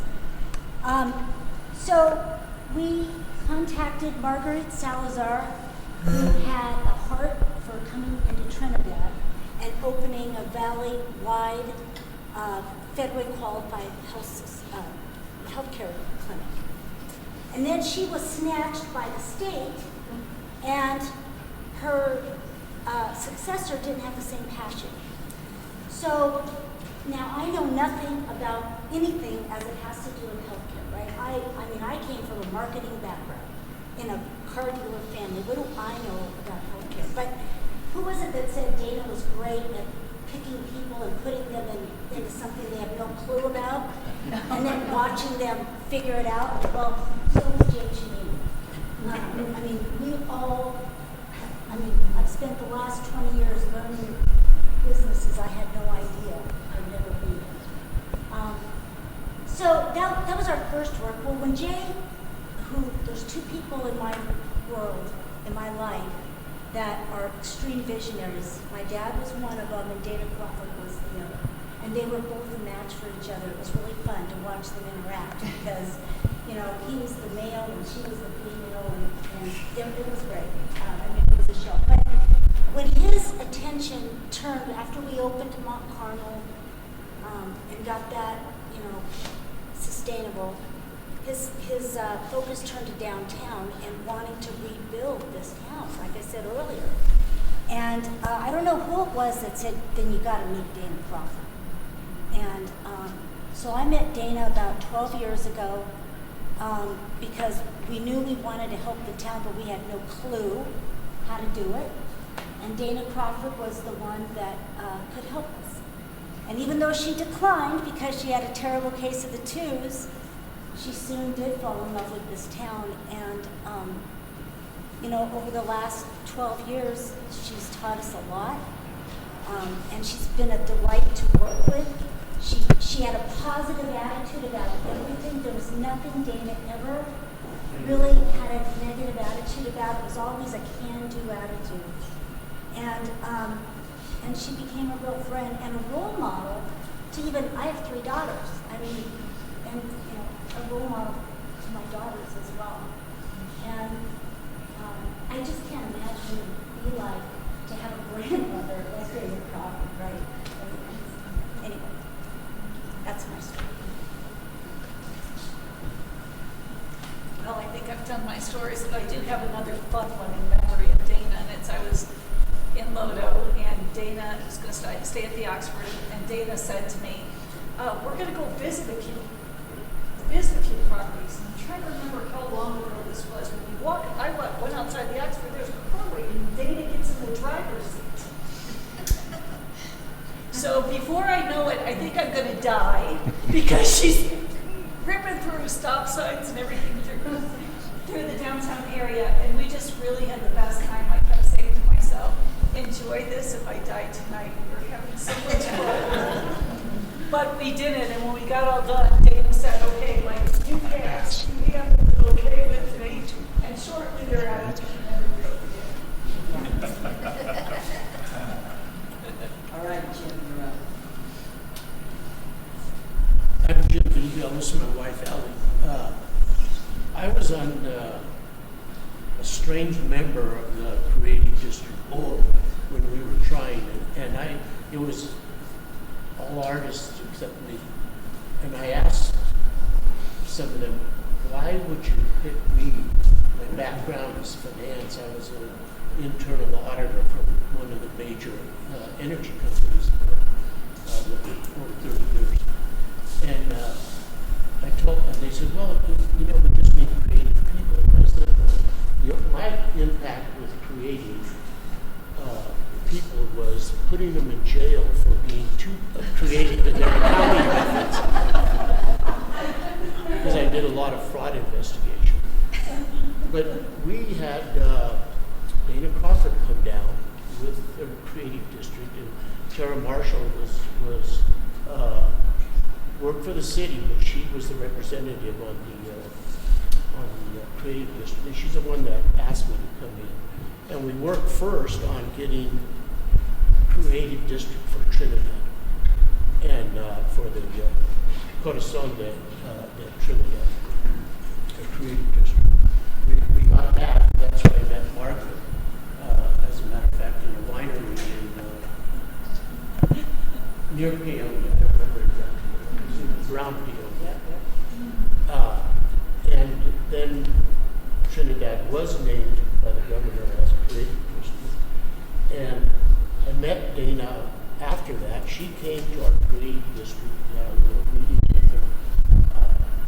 It was a day-long meeting, but a large part of it was coaching us on how we approach government. She said, you got to be stubborn with government, whether it's a local government or a state government. You just got to keep working on them and explain what you're going to do.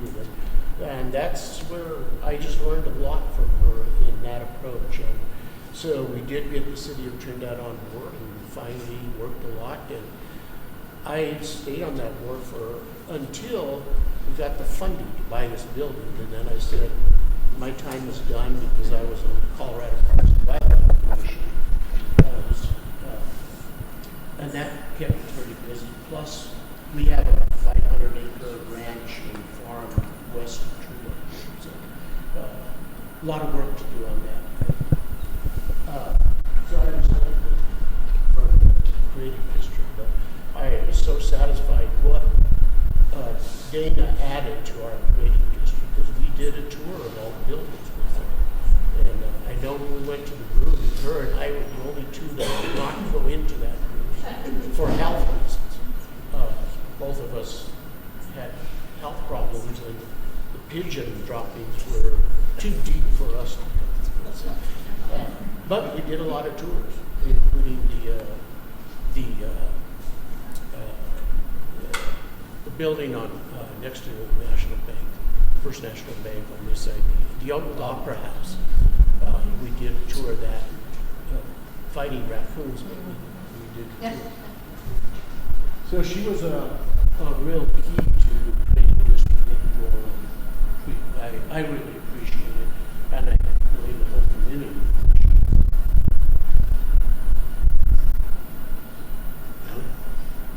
I'm Ellie Hill. I'm Jim's wife, and I met Dana through Jim. Obviously, I don't have the stories he has to tell, obviously, but I heard a lot about Dana through him. After 57 years of marriage, we kind of finish each other's sentences, and we always know who's going to say what. But I always envied her tenacity and her ability to bring people together. I always felt like I was special to her. And it's a great loss for our community.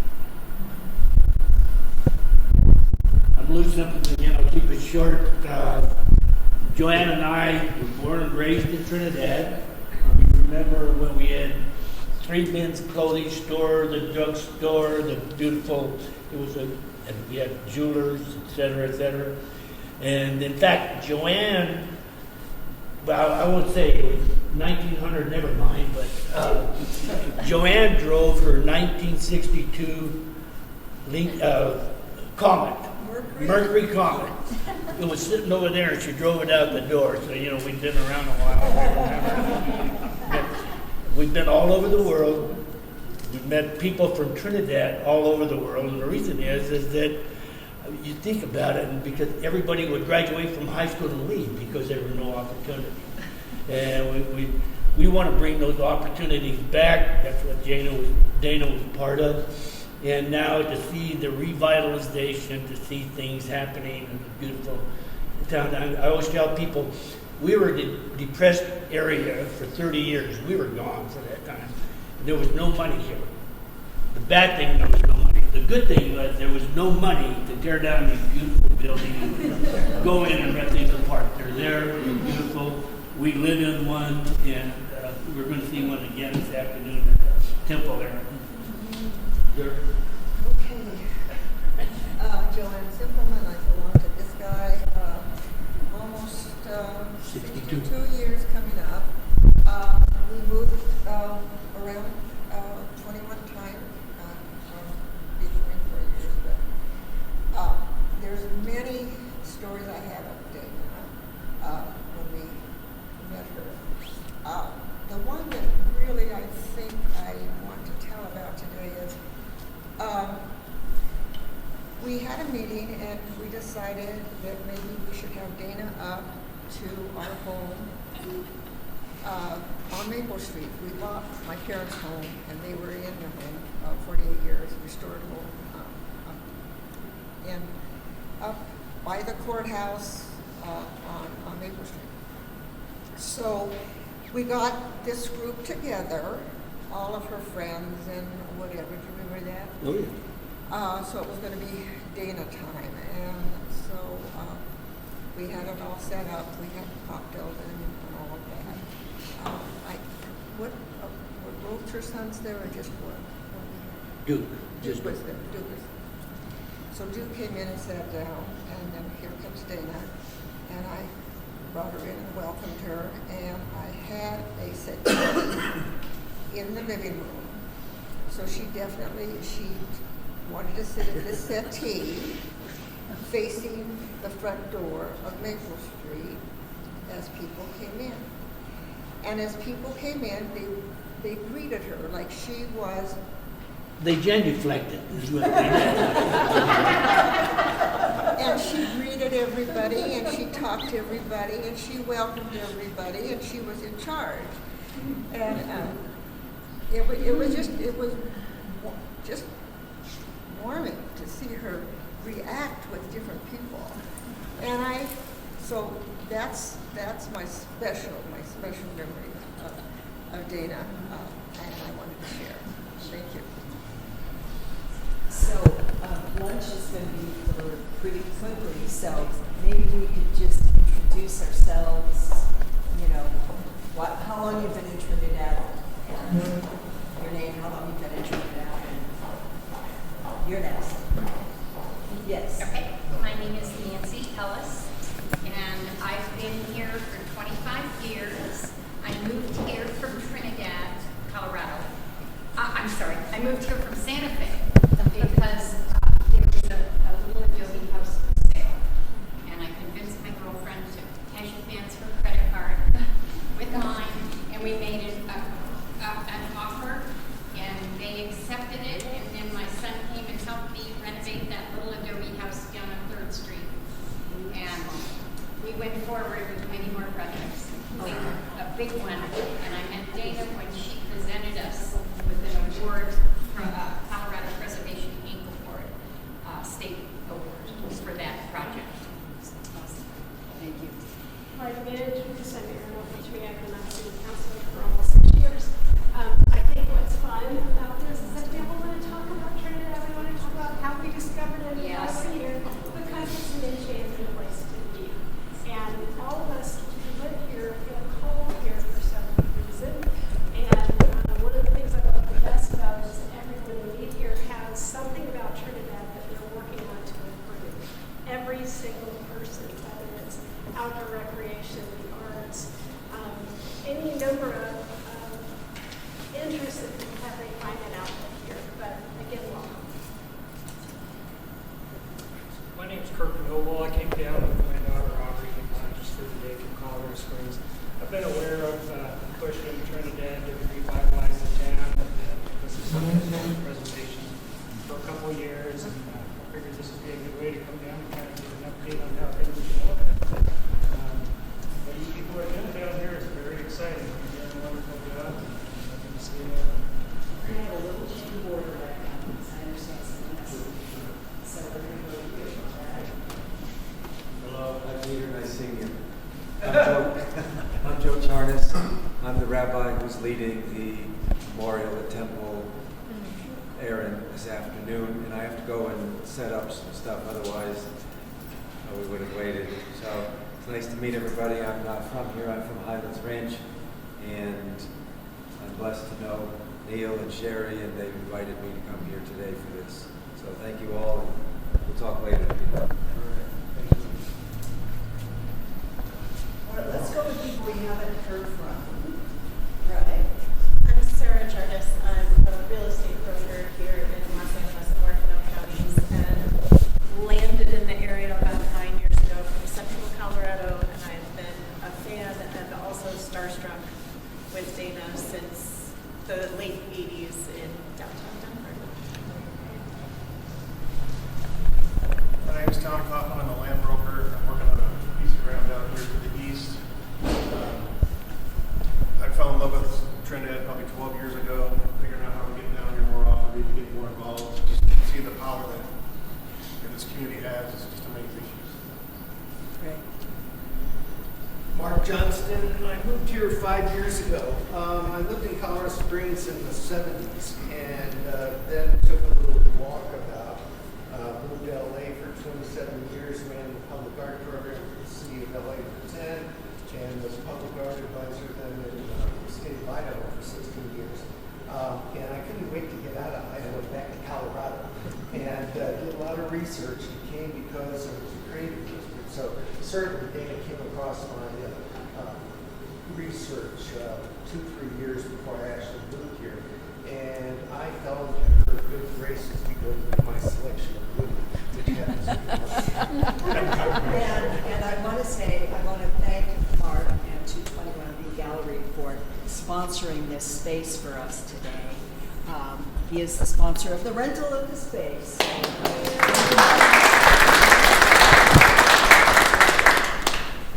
I'm Jackie Paget. I moved here a year ago from Denver to get out of Denver and into a quieter community, and hopefully be able to afford to buy a piece of property. And one of the things that I've noticed is that there's a lot of very community-minded people, but there's also a lot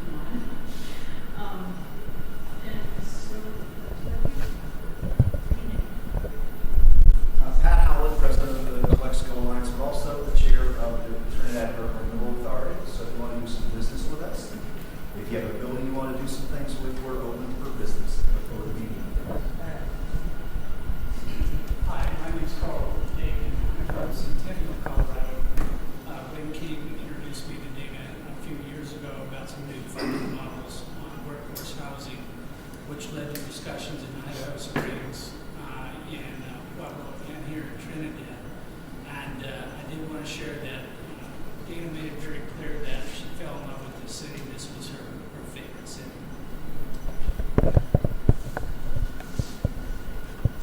Henry and Janine Solano. Let's start out with the connection to Dana. First connection was to come out of Denver as a lawyer in two different places. But when Federico Dana wanted to imagine a great Denver, Dana was there, and we saw it, we participated with Governor Glenn also. And the Denver area, which really began significantly changing what was a decaying part of the city of Alabama. Then I went off and did some other things and decided to run for permanent. And I just finished my second term, the last term I had. Not the DA, but the last 4 or 5 months. But our connection and reason for coming here was our private practice as a partner with a New York-based firm is because it was a troubled community. Crime was rampant. The attorney's office was suffering from underfunding and was not very functional. And so I decided to come here in part because we have a family connection here on both sides of our family. My father, my grandfather, and grandmother. My grandfather worked the railroad here, and my grandmother passed away when my father was 12, and she was, the ceremony was in the Memorial Church, which right now is just a facade of the face of it. Janine's family, our homesteaders here, they own probably over 10 ranch in Aurora, Colorado, sheep herders. The ranch was lost during the Depression, and then after that, we were able to reassemble 300 acres. And so the connection here was to help build a community that needed some legal skills that maybe I thought I could be able to help. The voters here in Los Angeles County, including Trinidad, were fortunate enough to accept a request by Miller Hudson and myself to fund the DA's office with a special tax that would help support and sustain the office. Dana, when she found out that I was coming down here running for office, really made the connection with Miller and myself because she saw and understood that if you could create effective law enforcement, it is part of economic development. And we've come a long way from when I first started. When I first started, the budget for the office for both Los Angeles and Maricopa County was basically $400,000. The very first day I was here in Los Angeles, because it was in dire straits, cut the budget by $58,000. The city and county of Trinidad stepped up, and I have to believe that behind the scenes, someone who was working on our behalf was Dana Crawford, who helped facilitate that. For a lot of different reasons, we've been able to stabilize the office. When I left as district attorney, the last budget passed by Maricopa County and Los Angeles County was $1.5 million. It allowed us to fully staff and fund the office. We have been working hard at vigorous, effective, but compassionate, just prosecutions. I'm still with the office. Every time Dana would come down, there was always an invitation to sit down with her. And it was always because she was interested in, was I doing my job? Because if I was doing my job, it would help her. And what Janine and I have seen from the investment she's made here is much like what she entered into the Lord during the prayer and that development. She's a visionary, she's tenacious, and she knows how to bring people together to help revitalize the community. And I just been blessed to work with her and others in Los Angeles County and Trinidad trying to help meet that goal and have a community that people can feel safe in, and also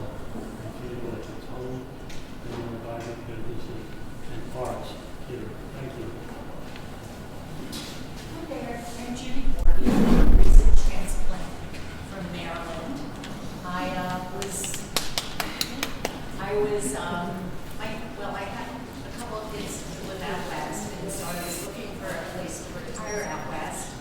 And my daughter had mentioned Trinidad as passing through and really liked it. And so last July, I was looking around. I've been looking around for a place to retire for 4 or 5 years, and I said I'm going to go look at Trinidad. And I walked down the main street, and I was like, wow, the architecture, and it's so beautiful. And I was taken right away with everything about it. I grew up in New Jersey in an old house, and then my grandmother had a very historic pre-revolutionary farmhouse that I spent most of my time at. And my favorite time at, I should say. And then, so anyhow, I was like, wow, I really like it here. And but it had to be 2 criteria. I come with 2 older horses, so I had to find irrigated land for them. So I knew I wanted to live here, and lo and behold, I found a place for irrigated land for them north of town, so I'm very thrilled to be here. Welcome. I'll be brief. Jerry Olson. I lived up in Denver for 40 years. I met Dana a couple years ago at the East Street opening, I think, because I wanted to meet her and thank her. And I always wanted to meet J.H. Reno, but I never got to it. I finally retired down here about 3 years ago, but I've been coming down here since the late 90s. I like the hunt. Bought some land in Prospect Canyon out here, and I have a little place out at the Sawmill, Red Canyon there. And I'm getting involved in the community. I retired about 3 years ago. I joined the Rotary Club. I'm involved with the Rocky Mountain Dog Foundation chapter. Get back on there again. Just looking to do some good things with very little time. Thank you. I think we've got Reese in the back, and you we haven't heard from, right? Okay. Yeah, Reese Hernandez, been in Trinidad ever since about 9:45 this morning. I'm just here to explore. I know alternative motives. Runs on Trinidad. And Neil invited me.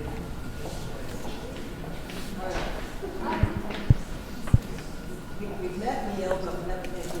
Oh, I'm David Silverman, and I'm here with Neil in support of the historical renovation of the synagogue, and out of sheer curiosity about how historical preservation happens, and this is really quite amazing. So it's really been wonderful to see. Okay. Just introductions? Yeah. Okay. I'm Marky Davis. I moved down to Trinidad about 5 years ago. I moved down without a job, and I believe things that the universe takes care of us. I changed my address on LinkedIn and got a call from State Farm to go to the State Farm office. So I've been State Farm agent for 4 years. I worked for the state for about 20 years and used to come to Trinidad for college on business, and I always loved it. There was something about it that always felt like home. And so when I decided that I'd had enough of city life, this just really seemed like the place I should be. And I have a special place in my heart for Dana because I moved to Denver in the late 80s, and I actually worked for a developer, and she was a real inspiration. She was the only woman in that field that was doing anything. And so I was just so pleased when I came down here and saw what she was doing with Trinidad. So I felt a connection with her for many, many years. So I'm so glad we're able to celebrate her and everything that she's done. Thank you. So just a couple of housekeeping things, and help me out here, Neil, if I miss anything. We're going to have lunch here, and then the next stop is the East Street School, and you have the address here. I need to talk louder. All right.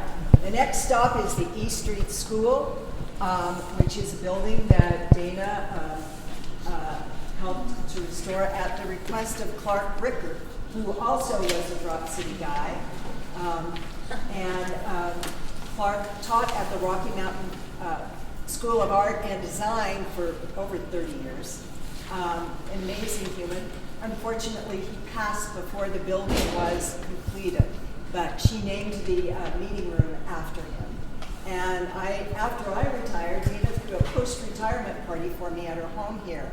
and gifted me with an artist residency, a live-work studio in the school. So I was there for 2 years. And anyway, so a little bit about that. So after East Street School is the ceremony at Temple Aaron at 3 o'clock. Is that correct? After the school will be Temple Aaron at 3. 3 o'clock. And then there's also some information about some of the other historic buildings. If you wanted to tour the Fox West Theater, they'll do groups of 10 or less people. And you can contact Suzanne Magnuson, who chairs the Fox West Theater Alliance, and she will arrange those tours for you. So, and then I want to point out this poster. We have these available for each of you at the front table. So I encourage you to take one. It really talks about the core values of this community and what we believe in and what we strive for. And so we're working on that, right, to create a greater sense of community, especially for people who are new to the community. We want you to feel involved and welcomed and just, create a positive vibe here. So with that, yes. The person documenting all of this? Oh, Tom. We didn't meet him. Tom. And then also, where will this stuff be available if people want to go? Sure. I gotta turn the camera on myself. I'm gonna go for the podium.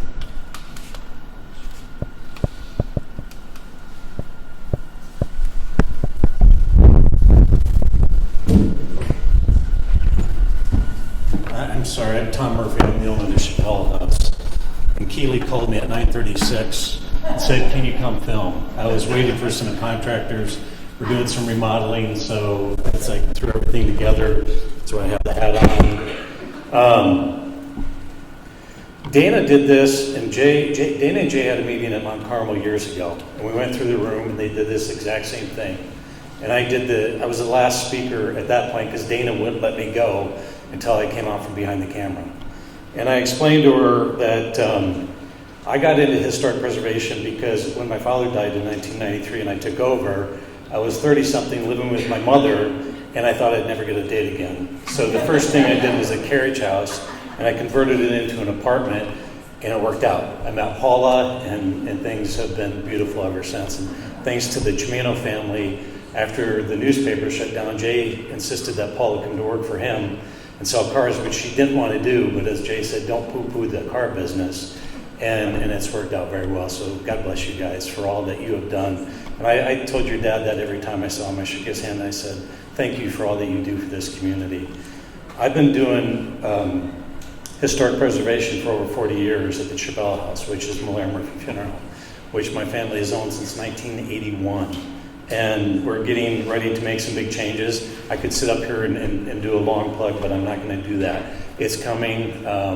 We're very excited. There's over 15,000 square feet there, which we're in the last phase of remodeling. We're turning what was, I thought, an ADA bathroom, which isn't. Now it will be here shortly. And so, but the changes are exciting. We've done some things in Trinidad. We've seen some good days and some bad days. But Trinidad is special. And many of you don't know, but the Chimino family owned Malaire Funeral Home back in the 50s until Gina's grandfather passed away. And then Jay and Arnie went into the military. So I could keep speaking, trust me, but I'll cut it short because I was like, we need to eat and go. But thank you, everybody. Are we done? I can turn it off. Oh, this will be available on Trinidad Times TV on YouTube. I've been filming government for 20 years in an effort of transparency. We had a newspaper before, so that's my goal in Trinidad is to be transparent in government. So thank you guys.